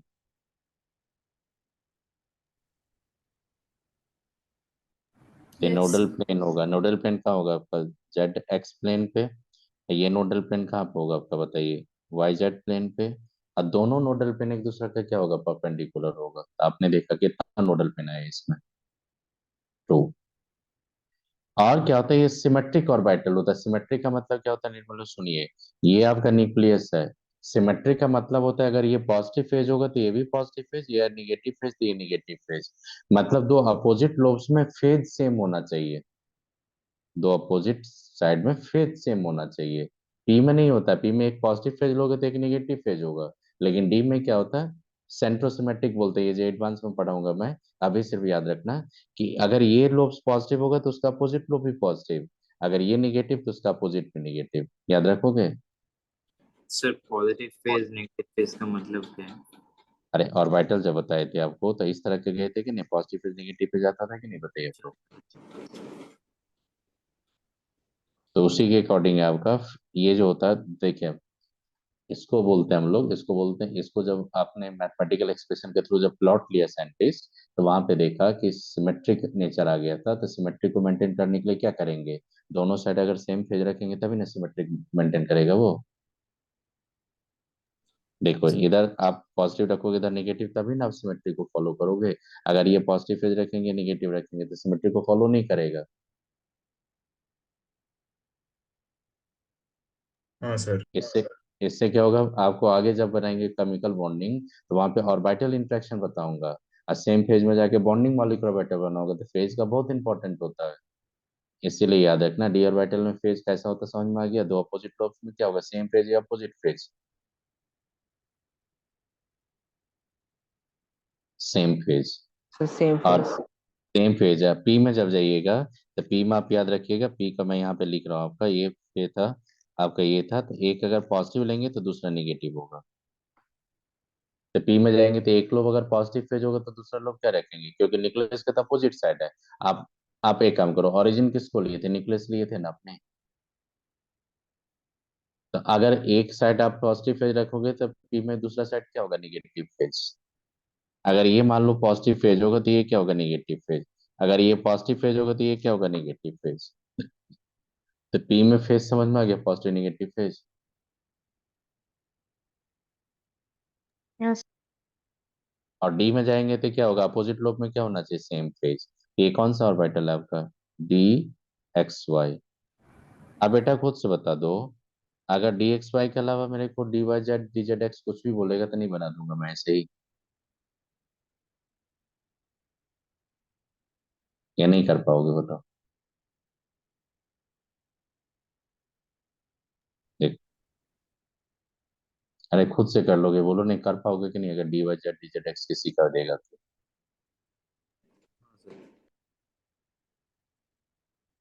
अरे नोडल प्लेन इसमें उतना ज्यादा नहीं पूछेगा, सबसे ज्यादा पूछता पी में।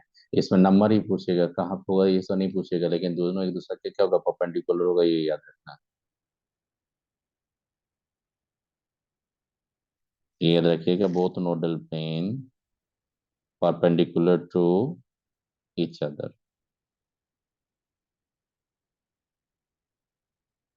अब बताइए डी वाई जेड जब जाएंगे तो इसमें कैसा होगा, lobes between the Y Z axis या between the X Y Z axis. Y Z axis. वाइज है। वाई जेड एक्सिस अगर मान लीजिए यहाँ पे, अगर मान लीजिए कि मैंने इसको वाई पकड़ा तो ये अगर जेड पकड़ेंगे तो इसी के बीच में रखेंगे तो एस ये एक्स कहाँ होगा, ऊपर आ जाएगा कि नहीं, बताइए आप लोग। तो इसमें भी अगर पॉजिटिव लेंगे तो पॉजिटिव, निगेटिव होगा तो निगेटिव, ये निकलेस होगा।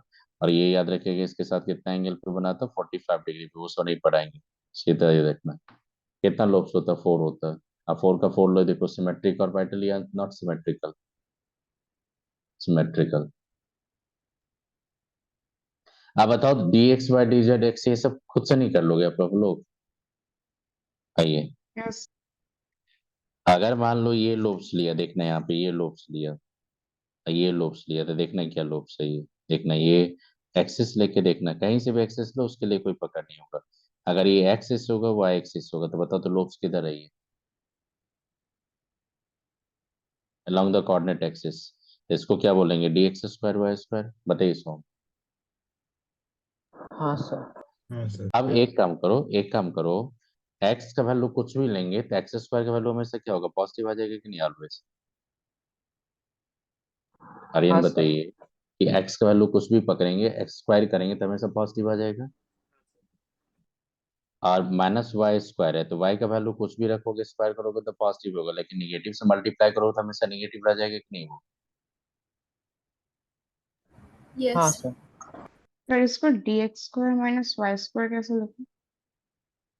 मैंने क्या बोला, D X square minus Y square having the 4 lobes, these lobes are oriented along the coordinate axis। तो देखिए along the coordinate axis आपका ओरिएंटेशन है कि नहीं, बताइए। हाँ सर। Yes. मतलब इलेक्ट्रॉन का पोलरिटी जब जाएंगे तो इस रीजन में आएगा कि नहीं इलेक्ट्रॉन का पोलरिटी, बताइए। दे दिया मैंने। अब देखो इसका फेज बाउंड्री जब जाएंगे तो आप बताइए, एक्स के अलोंग पॉजिटिव रखेंगे या वाई के अलोंग निगेटिव, फिक्स है, वाई के अलोंग निगेटिव, एक्स के अलोंग पॉजिटिव। रीजन क्या होगा, एक्स एक्स स्क्वायर में अब निगेटिव वैल्यू का स्क्वायर करो या पॉजिटिव वैल्यू का स्क्वायर करो, आएगा तो नहीं पॉजिटिव ही, बताइए। और जब वाई स्क्वायर मल्टीप्लाई करके रखो तो वाई का वैल्यू कुछ भी रखोगे, मल्टीप्लाई करोगे नेगेटिव से तो नेगेटिव ही आ जाएगा ना वहां पे वैल्यू। तो इसीलिए आर्यन याद रखिएगा कि वाई एक्सिस के लॉन्ग आप क्या देंगे, पॉजिटिव, और एक्स एक्सिस के लॉन्ग क्या देंगे आप, निगेटिव। याद रखोगे। सर यहाँ तो एक्स के अलावा पॉजिटिव दिया हुआ है। नहीं नहीं, एक्स के लॉन्ग पॉजिटिव देंगे और वाई एक्सिस के लॉन्ग निगेटिव देंगे हमेशा। मैंने क्या बोला, सर साइन का एक और बार बोल देंगे। अरे बेटा यहाँ पे एक्सप्रेशन जो आया था, वो जब आपको ऑर्बिटल वेव फंक्शन का जब आपको इक्वेशन दिखाऊंगा तो वहां से पता चल जाएगा। अभी इंफॉर्मेशन याद रखिए कि एक्स स्क्वायर का जब हम लोग कुछ भी वैल्यू रखेंगे कोऑर्डिनेट एक्सिस का, माइनस पॉजिटिव साइन कुछ भी देंगे उसका स्क्वायर करेंगे तो वैल्यू हमेशा पॉजिटिव आ जाएगा कि नहीं। जी सर हाँ पॉजिटिव है। हम्म, और अब y को माइनस यहाँ पे रखे हैं तो y का वैल्यू कुछ भी रखोगे तो माइनस से मल्टीप्लाई करेंगे तो हमेशा नेगेटिव ही आ जाएगा कि नहीं वो। नेगेटिव है। हाँ तो इसीलिए हमेशा नेगेटिव फेज में y को रखना और एक्सिस को हमेशा पॉजिटिव फेज में रखिएगा। ओके। हम्म, तो बताइए पोर्शन एटा क्लियर हो लो, एटा पॉजिटिव नेगेटिव फेज। है सर। ये सब आपको इन्फॉर्मेशन के बेसिस पे रखिए कि X square minus Y square में एक्स अलोंग द पॉजिटिव और Y along the negative phase, याद रखेंगे। अब आइए, अब आया था आपका डी जेड स्क्वायर। बताओ इसमें नोडल पेन कौन सा होगा, ये नोडल पेन आएगा कि नहीं, ये नोडल पेन होगा कि नहीं बेटा, ये नोडल पेन आएगा कि नहीं between the coordinate axis. Yes देखो तो ये नोडल पेन एक दूसरे के परपेंडिकुलर है कि नहीं, हाँ देखो। सर। अब ये, अब आपको मैं लास्ट बता रहा हूँ D Z square. D Z square में क्या बोला सुनो, ये न्यूक्लियस लिए, न्यूक्लियस के सराउंडिंग्स में मैंने एक रिंग ऑफ इलेक्ट्रॉन लिया, देखो यहाँ पे ये एक्सिस लिया, और इसी के सराउंडिंग में मैंने देखो यहाँ पे दो लोब्स बना दिया। ये मान लो कि मैंने जेड एक्सिस लिया था, ये लेट कर लो, जेड एक्सिस है आपका। अब देखो इलेक्ट्रॉन का प्रोबेबिलिटी कहाँ कहाँ पे चेक करो, इलेक्ट्रॉन का प्रोबेबिलिटी इस रीजन में भी है आपका, देखो रिंग है कि नहीं है आपका, और इलेक्ट्रॉन का प्रोबेबिलिटी इस रीजन में भी है आपका। देखो लोब्स में भी देख रहे हैं आप इलेक्ट्रॉन का प्रोबेबिलिटी, और रिंग में भी देख रहे हैं आप इलेक्ट्रॉन का प्रोबेबिलिटी। तो थोड़ा यूनिक शेप आ गया कि नहीं इसका, आर्यन बताइए तो। हाँ सर। आप खुद से देखो, अगर ये मान लो कि एक्स एक्सिस होगा, इधर आप मान लो कि अगर वाई एक्सिस लेंगे, अब वो अगर जेड एक्सिस होगा, अब बता दो वो रिंग कहाँ पे, एक्स वाई प्लेन पे है कि नहीं।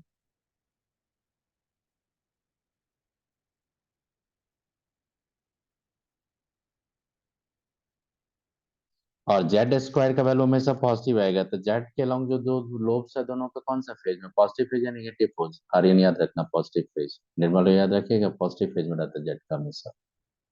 और इसका जो ये जो रिंग इलेक्ट्रॉन का होता है उसका नेगेटिव फेज होता है, ये भी थोड़ा याद रखिएगा। ये वेव जी में पूछा हुआ था कि एक्स वाई प्लेन पे जो रिंग होता है उसका क्या फेज होता है, तो नेगेटिव फेज होता है। और जेड एक्सिस के अलाउंग जो लोब्स होता है उसका क्या फेज होता है, पॉजिटिव फेज होता है। ये सब इन्फॉर्मेशन आप याद रखो, एक क्वेश्चन आपको नहीं पढ़ना है इसका, आप याद रखना डीजेड स्क्वायर क्या होता है। तो देखो तो डीजेड स्क्वायर थोड़ा, ये जो एक्स वाई एक्सिस पर प्लेन लिए, मतलब कि देखो लोब्स एक इधर जा रहा है, एक लोब्स इधर जा रहा है, और एक यहाँ पे रिंग ऑफ इलेक्ट्रॉन्स आ रहा है, तो समझ में आ रहा है कैसा ये शेप होता है। अब Yes, बेटा sir. बता दो, अगर एक्स वाई प्लेन पे भी कोई इलेक्ट्रॉन का प्रोबेबिलिटी होगा और जेड एक्सिस के लॉन्ग भी अगर आ जाएगा, तो कहीं से भी नोडल प्लेन आप पास कर सकते हो, एक प्लेन पास कर सकते हैं हम लोग, नो। देखो यहाँ पे मेरे को दिखा खाली जगह, इसीलिए मैंने नोडल प्लेन बोल दिया। यहाँ पे कहाँ नोडल प्लेन बोल पाओगे, बोल ही नहीं पाओगे नोडल प्लेन डीजेड स्क्वायर में। तो बेटा डीजेड स्क्वायर में अगर कोई बोलेगा नोडल प्लेन, तो कितना बोलेंगे आप, जीरो, जीरो। जीरो। अब एक चीज देखना, बहुत इंटरेस्टेड चीज है यहाँ पे, इसका डोनट टाइप का शेप आ रहा है कि नहीं, डोनट जो खाते हो आप बताइए, राहुल बताइए, डोनट शेप आ रहा है कि नहीं, डोनट टाइप का एक्स वाई प्लेन हाँ सर। पे हाँ लव का। तो बेबी शूटर शेप भी बोलते हैं इसको, बेबी शूटर। ये बेली बैंड आप डांस देखे होंगे, तो बेली बैंड में क्या होता है, ऐसा बैंड लगा के आप ऐसे ऐसे घूमते रहते हो कि नहीं, बताइए बताइए। तो बेली बैंड डांस जो होता है, डोनट शेप बोलो या जो भी बोलो, ये किसका यूनिक शेप होता है, डीजेड स्क्वायर का। तो बेटा डी का जितना भी ऑर्बिटल लगा सबका शेप आप सेम देखोगे, लेकिन यूनिक किसका निकल के आ गया, डी जेड स्क्वायर का। अगर आपको बोलेगा कि डीजेड स्क्वायर का शेप बताओ, तो क्या बोलोगे, डोनट शेप अगर बोलेंगे या जो भी बोलेंगे, आप ये का भी बोल सकते हैं उसमें कि डंबल शेप होता है या डबल डंबल, नहीं बोल सकते आप। देख रहे हो डीजेड स्क्वायर ये होता है, देखो कैसा है, दिख रहा है DZ square, ring of electron दिखा आपको। यस सुनो, सर। आप देखिए यहाँ पे जो एक चीज लिख रहा हूँ वो सुनिएगा, क्या मैं लिख रहा हूँ यहाँ पे, देखो ये होता है, तो कौन फिगर्स क्या है? ये कॉनिकल नोडल सरफेस है, कॉनिकल नोडल सरफेस है ये, जहाँ पे प्रोबेबिलिटी ऑफ इलेक्ट्रॉन क्या होगा, यहाँ पे साइ स्क्वायर आपका जीरो होगा इस पे। आप खुद से सोचो ना, यहाँ पे एक रिंग है और यहाँ पे लोब रखे, तो ये दो सेट्स ऑफ लोब से अपोजिट साइड में एक कॉनिकल शेप में एक नोडल सरफेस मिल सकता है ना आपका, जहाँ प्रोबेबिलिटी ऑफ इलेक्ट्रॉन जीरो हो जाएगा।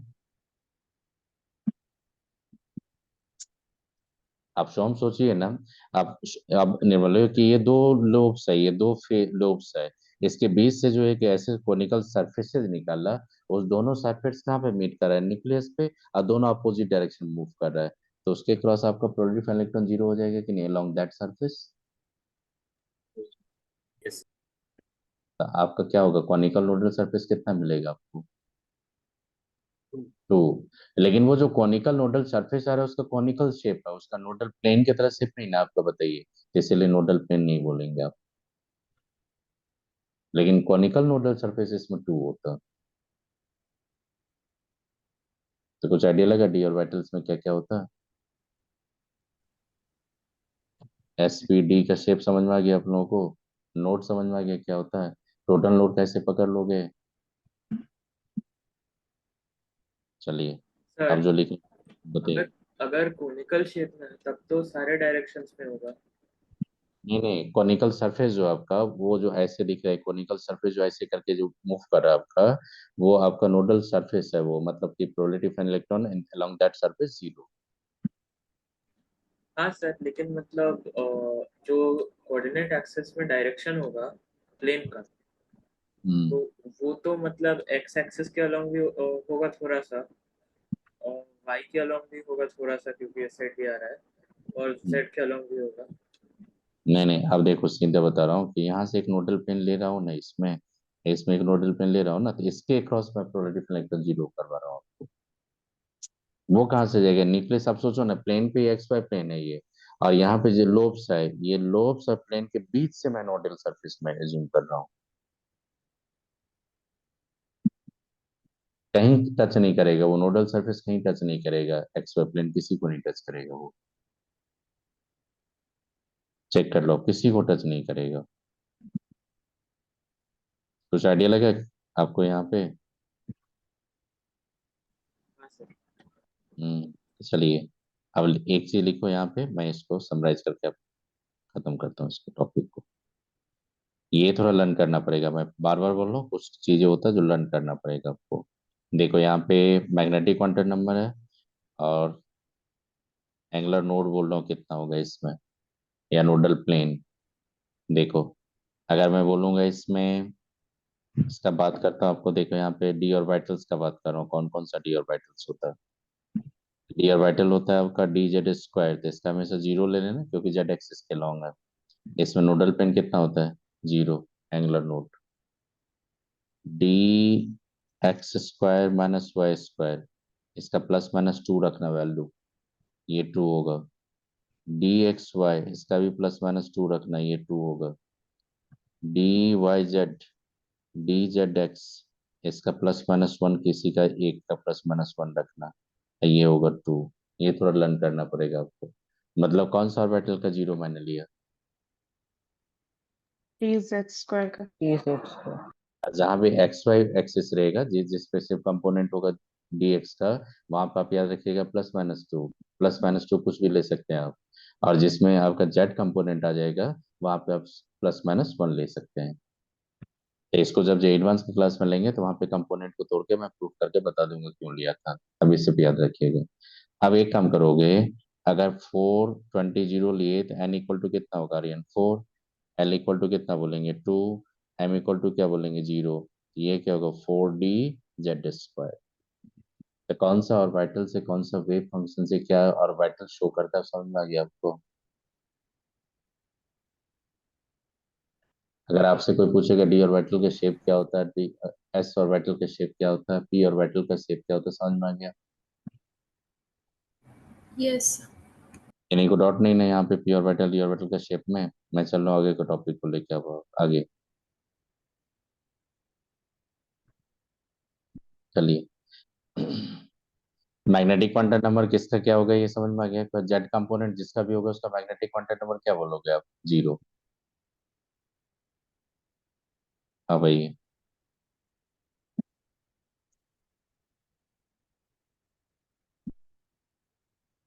अब देखो जितना टाइम है उसमें एक दो टॉपिक और मैं पढ़ा देता हूँ। देखो इलेक्ट्रॉनिक कॉन्फ़िगरेशन लिखो, उसके बाद मैं दूसरा टॉपिक पढ़ाऊंगा। पहले इलेक्ट्रॉनिक कॉन्फ़िगरेशन लिखो। इलेक्ट्रॉनिक कॉन्फ़िगरेशन लिखने से पहले आपको कुछ रूल को फॉलो करने पड़ेगा, वो पहले बताएंगे। आप ये बताइए, एनर्जी ऑफ ऑर्बिटल फाइंड कर लोगे। हाँ सर। आपको अगर रेडियल नोट पूछेगा तो बता दोगे कितना रेडियल नोट्स होगा? एंग- अगर आपसे पूछेगा एंगुलर नोड या नोडल प्लेन कितना होगा, ये बता देंगे आप लोग। शेप अगर पूछेगा तो बता देंगे। और शेप अगर पूछने का डंबल डबल डंबल किसका होगा, ये पकड़ लोगे आप लोग। अगर आपको शेप अगर ड्रॉ करने बोलेंगे स्कूल के एग्जाम में तो कर लोगे, पी का कैसा होगा, डी का कैसा होगा। अगर आपसे फेज पूछेगा कौन सा फेज पॉजिटिव होगा निगेटिव होगा, तो पी में अगर एक लोब में पॉजिटिव फेज होगा तो दूसरे लोब में क्या लेंगे, निगेटिव फेज। डी में अगर एक लोब में पॉजिटिव लिए तो उसका अपोजिट लोब में क्या होना चाहिए, पॉजिटिव। अगर एक लोब में निगेटिव लिए तो उसका अपोजिट लोब क्या होना चाहिए, निगेटिव। तो एक होगा पॉजिटिव, एक पॉजिटिव, एक होगा निगेटिव निगेटिव। समझ में आ गया? अब इलेक्ट्रॉनिक कन्फिगरेशन जाएंगे तो सबसे पहले इलेक्ट्रॉनिक कन्फिगरेशन पढ़ेंगे अफवाह principal.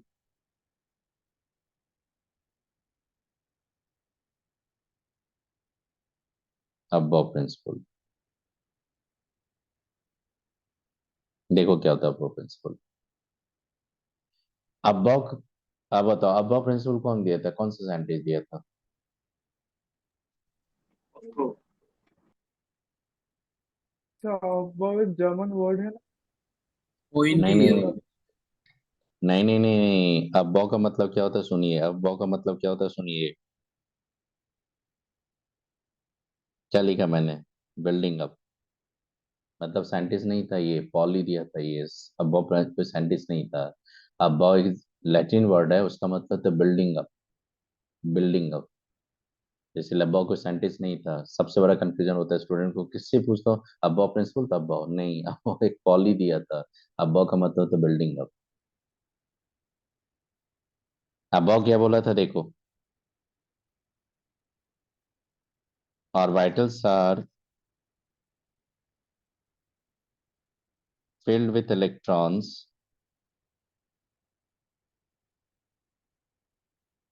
in increasing order of their energy।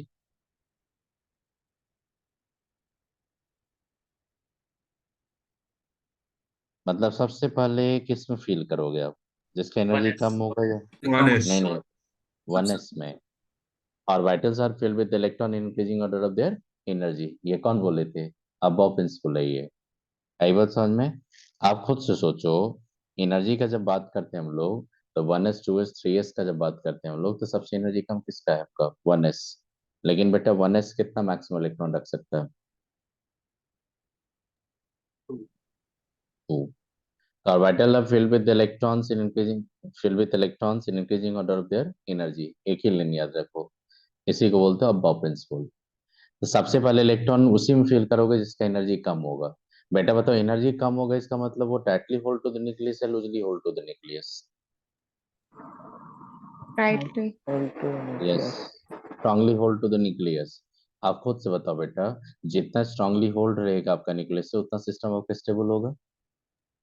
Yes. That's why Yes. the first you have to fill the electron orbital with the very close to the nucleus. Now tell me, among the all these orbitals, which one orbital stay very close to the nucleus? 1s. The 1s electron stay very close to the nucleus. If the 1s electron stay very close to the nucleus, it means 1s electron strongly attracted by the nucleus. It means system has the lowest energy, that is the more stable state. तब बताओ, किसी भी orbit में जब जाएंगे, किसी भी orbit में सबसे पहले इलेक्ट्रॉन किसमें फिल करेंगे हम लोग? वन ऐसा। once देखिए, फॉर ए गिवन एन, मतलब इन ऑर्बिट, ऑर्बिट का बात कर रहा हूँ। जब एन का वैल्यू फिक्स कर देंगे तो सबसे पहले आप इलेक्ट्रॉन देखो, ये ट्रिक अगर याद रखोगे क्वेश्चन बहुत इजी बन जाएगा। आप किसी भी एटॉमिक ऑर्बिटल लाओ ना, मेरे एटॉमिक नंबर, मैं एक लाइन में बता दूंगा उसका इलेक्ट्रॉनिक कॉन्फ़िगरेशन क्या होगा, क्योंकि मेरे को पता है उसका ट्रिक क्या है, कैसे होता है, तो देखना है क्या होता है इसका ट्रिक कैसे होता है। फॉर ए गिवन एन, सबसे पहले इलेक्ट्रॉन फील करोगे एनएस में। किसी भी ऑर्बिट में सबसे पहला इलेक्ट्रॉन इंटर करता है एस में। एस के बाद इलेक्ट्रॉन फील करोगे आप n-2f में। उसके बाद फील करेंगे n-1d में। उसके बाद फील करेंगे np में। और np जैसे इलेक्ट्रॉन खत्म, मतलब p आपका इलेक्ट्रॉन p खत्म, मतलब कि आप चले जाएंगे फिर नेक्स्ट s में। आप एक काम करो, मोस्टली आपने पीरियोडिक टेबल देखा होगा, पीरियोडिक टेबल में आपने सबसे पहले एस ब्लॉक को देखा होगा, याद करो। सबसे यस लेफ्ट सर। में आपने इलेक्ट्रॉनिक कॉन्फ़िगरेशन का मतलब होता है पीरियोडिक क्लासिफिकेशन पे आप चले गए। आप बताइए सबसे एक्सट्रीमली लेफ्ट साइड में कौन होता है आपका एस ब्लॉक, और सबसे लास्ट में जब हैंड लेके जाते हैं तो उसमें कौन सा होता है पी ब्लॉक। और आपने देखा और डी और एफ ब्लॉक आपका बीच में था कि नहीं, डी ब्लॉक आपका बीच में है कि नहीं, और उसी से आपने एफ ब्लॉक को लेके चला था। निर्मल बताइए, सोम बताइए, आपने देखा होगा इस प्रेडिक्टेबल को, थोड़ा ग्लिम्स आपने जानते होंगे। सबसे पहले होता है एस ब्लॉक, और उसके बाद होता है डी ब्लॉक, डी ब्लॉक से ही हम निकाल देते हैं एफ ब्लॉक, और सब उसके बाद होता है आपका पी ब्लॉक। मतलब किसी भी पीरियड में सबसे लास्ट इलेक्ट्रॉन जाता है पी में, मतलब सबसे लास्ट में होता है पी ब्लॉक। आप एस में कितना इलेक्ट्रॉन मैक्सिमम रख सकते हो बताइए आप। मैं नेक्स्ट इसको और डिटेल बताऊंगा। एस में कितना इलेक्ट्रॉन रख सकते हो, 2। और एफ एफ में कितना इलेक्ट्रॉन, इसमें 2 इलेक्ट्रॉन रखेंगे, मैक्सिमम कितना रखोगे 2। तो देखो मैं एक चीज बता रहा हूँ आपको, इसमें 2, इसमें 14, इसमें 10, इसमें 6, टोटल इलेक्ट्रॉन कितना आ गया बता दो। तो आपने 16 लिख दिया है पी पे। नहीं 16 लिख दे, वहां पे 6 लेंगे। अब बताइए यहाँ पे क्या लेंगे, बताइए 2, 14 और 10 और 6, टोटल कितना एलिमेंट्स आ, कितना इलेक्ट्रॉन आ गया बताइए आपका। सर 32। 32। आपने देखा होगा कि एस ब्लॉक जो लिखा होगा उसमें दो ही ग्रुप होगा, ग्रुप 1 और ग्रुप 2, क्योंकि एस में दो ही इलेक्ट्रॉन होता है तो दो ही ग्रुप आता है। डी में गए होंगे आपने देखा होगा 10 ग्रुप दिया होगा क्योंकि 10 इलेक्ट्रॉन रखते हैं। और पी में जाए होंगे तो आपका 6 ग्रुप मिला होगा कि पी में कितना इलेक्ट्रॉन रखते हैं 6। तो किसी भी सबसेल में जितना आप इलेक्ट्रॉन रखोगे ना उसी के अकॉर्डिंग उसका ग्रुप आता है। आई बात समझ में। आप जब जाते हो आप डी, आप देखो जिन्हें आपने देखा होगा एफ को आप सेपरेट करके रखते हो। एस, डी और पी में मैक्सिमम कितना इलेक्ट्रॉन रख सकते हो, तो 2, 10 और 6 कितना एलिमेंट्स रख सकते, इलेक्ट्रॉन रख सकते हो 18। आपने देखा होगा पीरियोडिक टेबल में आपका जो ग्रुप होगा वो 18 ग्रुप होगा, जानते हो कि नहीं, ये सब 18 ग्रुप होता है। तो ये सारा इंफॉर्मेशन आपका इसी जो एक लाइन मैंने लिखा है इसमें सारा इंफॉर्मेशन इसी लाइन में है। अगर इस लाइन को बेटा एक्सप्लेनेशन अगर समझ में आ गया एप्लीकेशन, तो आप किसी भी एलिमेंट लाओ, मैं इसी लाइन के थ्रू उसका एटॉमिक नंबर पकड़ लूंगा, इसी लाइन एटॉमिक नंबर पकड़ के इसी लाइन के थ्रू मैं उसका इलेक्ट्रॉनिक कन्फिगरेशन, इसी लाइन के थ्रू मैं उसका पीरियोडिक पोजीशन, मतलब पीरियोडिक ग्रुप में कौन सा पोजीशन होगा, कौन सा ग्रुप होगा, कौन सा ब्लॉक होगा, कौन सा पीरियड होगा, सब मैं बता दूँ। मतलब कि किसी भी एलिमेंट का अगर एक्सरे करना आपको तो ये थ्योरी अगर आपको पता रहेगा तो आप सारा कैलकुलेशन कर लोगे। तभी आपको लगेगा कैसे करेंगे नहीं समझ में आ रहा होगा, मैं मानता हूँ इस चीज को। ऑफलाइन जब आओगे तो इसको मैं बहुत डिटेल से आपको मैं इसका एप्लीकेशन करवाऊंगा, क्योंकि बहुत ट्रिक का बहुत यूनिक फंडा होता है पकड़ने का, जो फैक्ट मैं बता रहा हूँ। बहुत ट्रिकी और बहुत यूनिक फंडा होता है। तो किसी भी गिवन एन मतलब नंबर ऑफ पीरियड में जाएंगे, एन का मतलब होता है पीरियड, सबसे पहले इलेक्ट्रॉन किस में फिल करोगे आप, एस एस में। और सबसे लास्ट इलेक्ट्रॉन किस में जाएगा आपका, पी पी। अब पी में। अब एक काम करेंगे, एन इक्वल टू अगर 1 लेंगे तो क्या हो जाएगा, 1 एस ही रहेगा, पी तो नहीं आएगा आपका। यस नहीं। आप एक काम करेंगे, देखो एक एक से दिखा रहा हूँ मैं, नेक्स्ट डे आपको दिखा दूंगा, एक से दिखा रहा हूँ आपको एनसीईआरटी से, एक से दिखा रहा हूँ। नेक्स्ट डे आपको इसको डिटेल इन्फॉर्मेशन दे दूंगा आपको, एक चीज मैं दिखा रहा हूँ आपको, देखना है यहाँ पे एनसीईआरटी के ये चीज दिखाऊंगा ना, आपने देखे होंगे तो उसको समझ में आ जाएगा, देखिएगा इसको नेक्स्ट डे मैं डिटेल से इन्फॉर्मेशन दूंगा, इसका देखना है।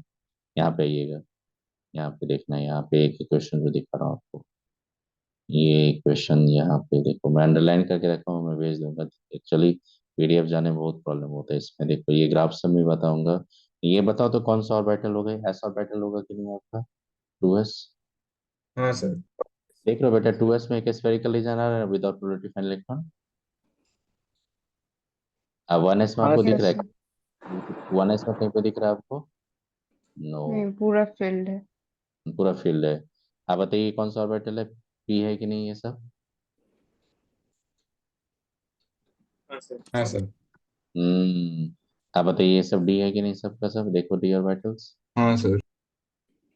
अब बताओ ये एनर्जी लेवल किसका, 1 इलेक्ट्रॉन सिस्टम का है कि नहीं। Yes sir. हाँ सर। और ये मल्टी इलेक्ट्रॉन का है कि नहीं।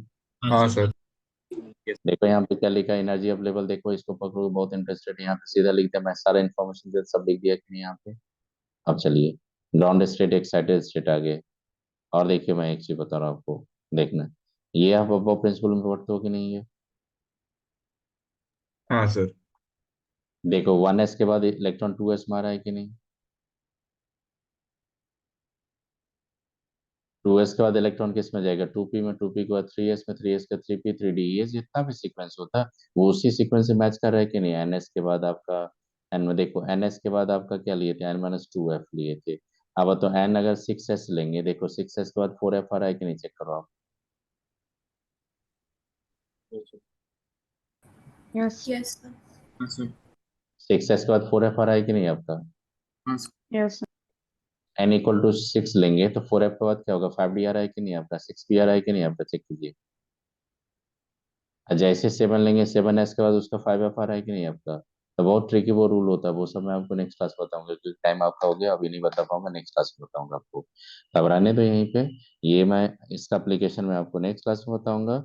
और उसके बाद मैं सीधा चलाऊंगा पॉली एक्सपेरिमेंट प्रिंसिपल पे, और फिर यहाँ पे कुछ इन्फॉर्मेशन देके, और फिर शेल्डिंग इफेक्ट वो सब भी बताऊंगा आपको। तो ये बहुत बड़ा टॉपिक मैं पढ़ाने जा रहा हूँ। नेक्स्ट है ये, नेक्स्ट डे आपको समय खत्म करके टॉपिक को ऑलमोस्ट मैं कंप्लीट कर ही दूंगा आपको। ये देखो, ये कौन सा ऑर्बिटल है बेटा, dz square. Z square. और देखिए यहाँ पे क्या लिखा है, energy level of diagram of the few electrons आपका दिया है यहाँ पे, एटम का sum of value of the principal quantum number of the different atomical quantum number, यहाँ पर ऑर्बिटल्स का एटॉमिक लिखा है कि नहीं आपका, तो वो तो आप पकड़ लेंगे।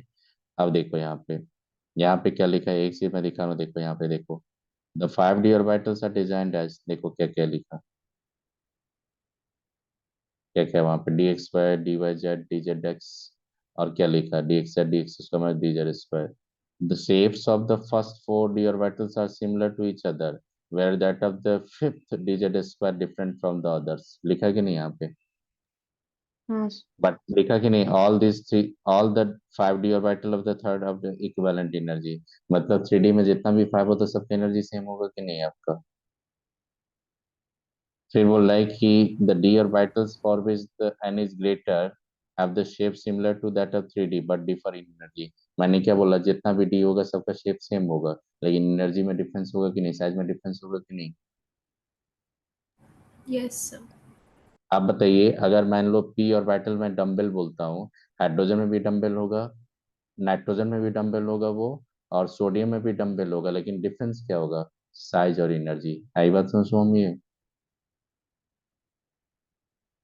अब देखो, मैंने यही बताया था, radial node, total number of node n-1, देखो सम ऑफ द एंगुलर नोड, ये सब पता है रेडियल नोड्स का। देखो बिसाइड द रेडियल नोड, यहाँ पर प्रोबेबिलिटी डेंसिटी फंक्शन जीरो बोल रहा है कि नहीं, प्रोबेबिलिटी डेंसिटी जीरो जहाँ पर उसका रेडियल नोड बोला था कि नहीं आपको। पीजेड में कौन सा नोडल प्लेन है, क्लियरली दे रहा है कि नहीं, यहाँ पे चेक कर लो आप लोग। कुछ आइडिया लगा आपको आज नोडल प्लेन सब के बारे में।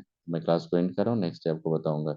बेटा देखो यहाँ पे साइज दिया है कि नहीं सबका, इंक्रीजिंग में। तब एनसीईआरटी पढ़ोगे तो समझ में आ जाएगा, बताइए नहीं वाली कुछ समझ में आएगा, एनसीईआरटी पढ़ोगे तो समझ में आ जाएगा ना अब आपका। देखो, Yes sir. रहने दीजिए यहीं तक रहने, देखो नोडल पेन, नोडल सरफेस जो लिए थे, नोट्स लिए थे, बाउंड्री सरफेस डायग्राम मैं बताऊंगा आपको नेक्स्ट डे क्या होता है, बाउंड्री सरफेस, यही सब लिटरली ये सब पढ़ चुका हूँ मैं, आपको और क्लैरिटी के साथ नेक्स्ट डे बताऊंगा इसके बारे में। फिर ये ग्राफ के बारे में बताऊंगा, क्या ग्राफ होता है, फिर वो प्रिंसिपल से पढ़ा रहा हूँ वो पढ़ा के टॉपिक को मैं एंड कर दूंगा नेक्स्ट क्लास में। चलिए तो रहने दीजिए, गुड नाइट बोलता हूँ, नेक्स्ट डे मैं आपको और बता दूंगा इसके बारे Hi, sir. Sir good right night sir. Sir में। हाँ बताइए, हाँ बताइए बेटा। सर मंडे क्लास नहीं होगा। मंडे का क्लास जो होगा वहाँ पे ईद है, तो हम लोग बेबी सर से डिस्कस किए थे, तो वो बोले कि वहाँ पे हॉलीडे देंगे हम लोग। ठीक है, ठीक सर है। हमारा फिजिक्स क्लास क्लास भी हॉलीडे। नहीं होगा। नहीं नहीं, फिजिक्स भी नहीं होगा, केमिस्ट्री भी नहीं होगा उस दिन, मैं आपको ग्रुप में वो मैसेज आपको कल चला जाएगा आपको, सर ठीक है। Next week. हाँ नेक्स्ट वीक में होगा, तो नेक्स्ट वीक में जब आएंगे तब तक चैप्टर कंप्लीट कर देंगे। उससे पहले मैंने जितना भी पढ़ा है आपको, एक बार बेटा थोड़ा एनसीईआरटी से रीडिंग देके आपको मैं वो दे रहा हूँ, जिस पर करके आइएगा, ठीक, ठीक करके है। आइएगा। चलिए, चलिए good night, next good night sir. Day.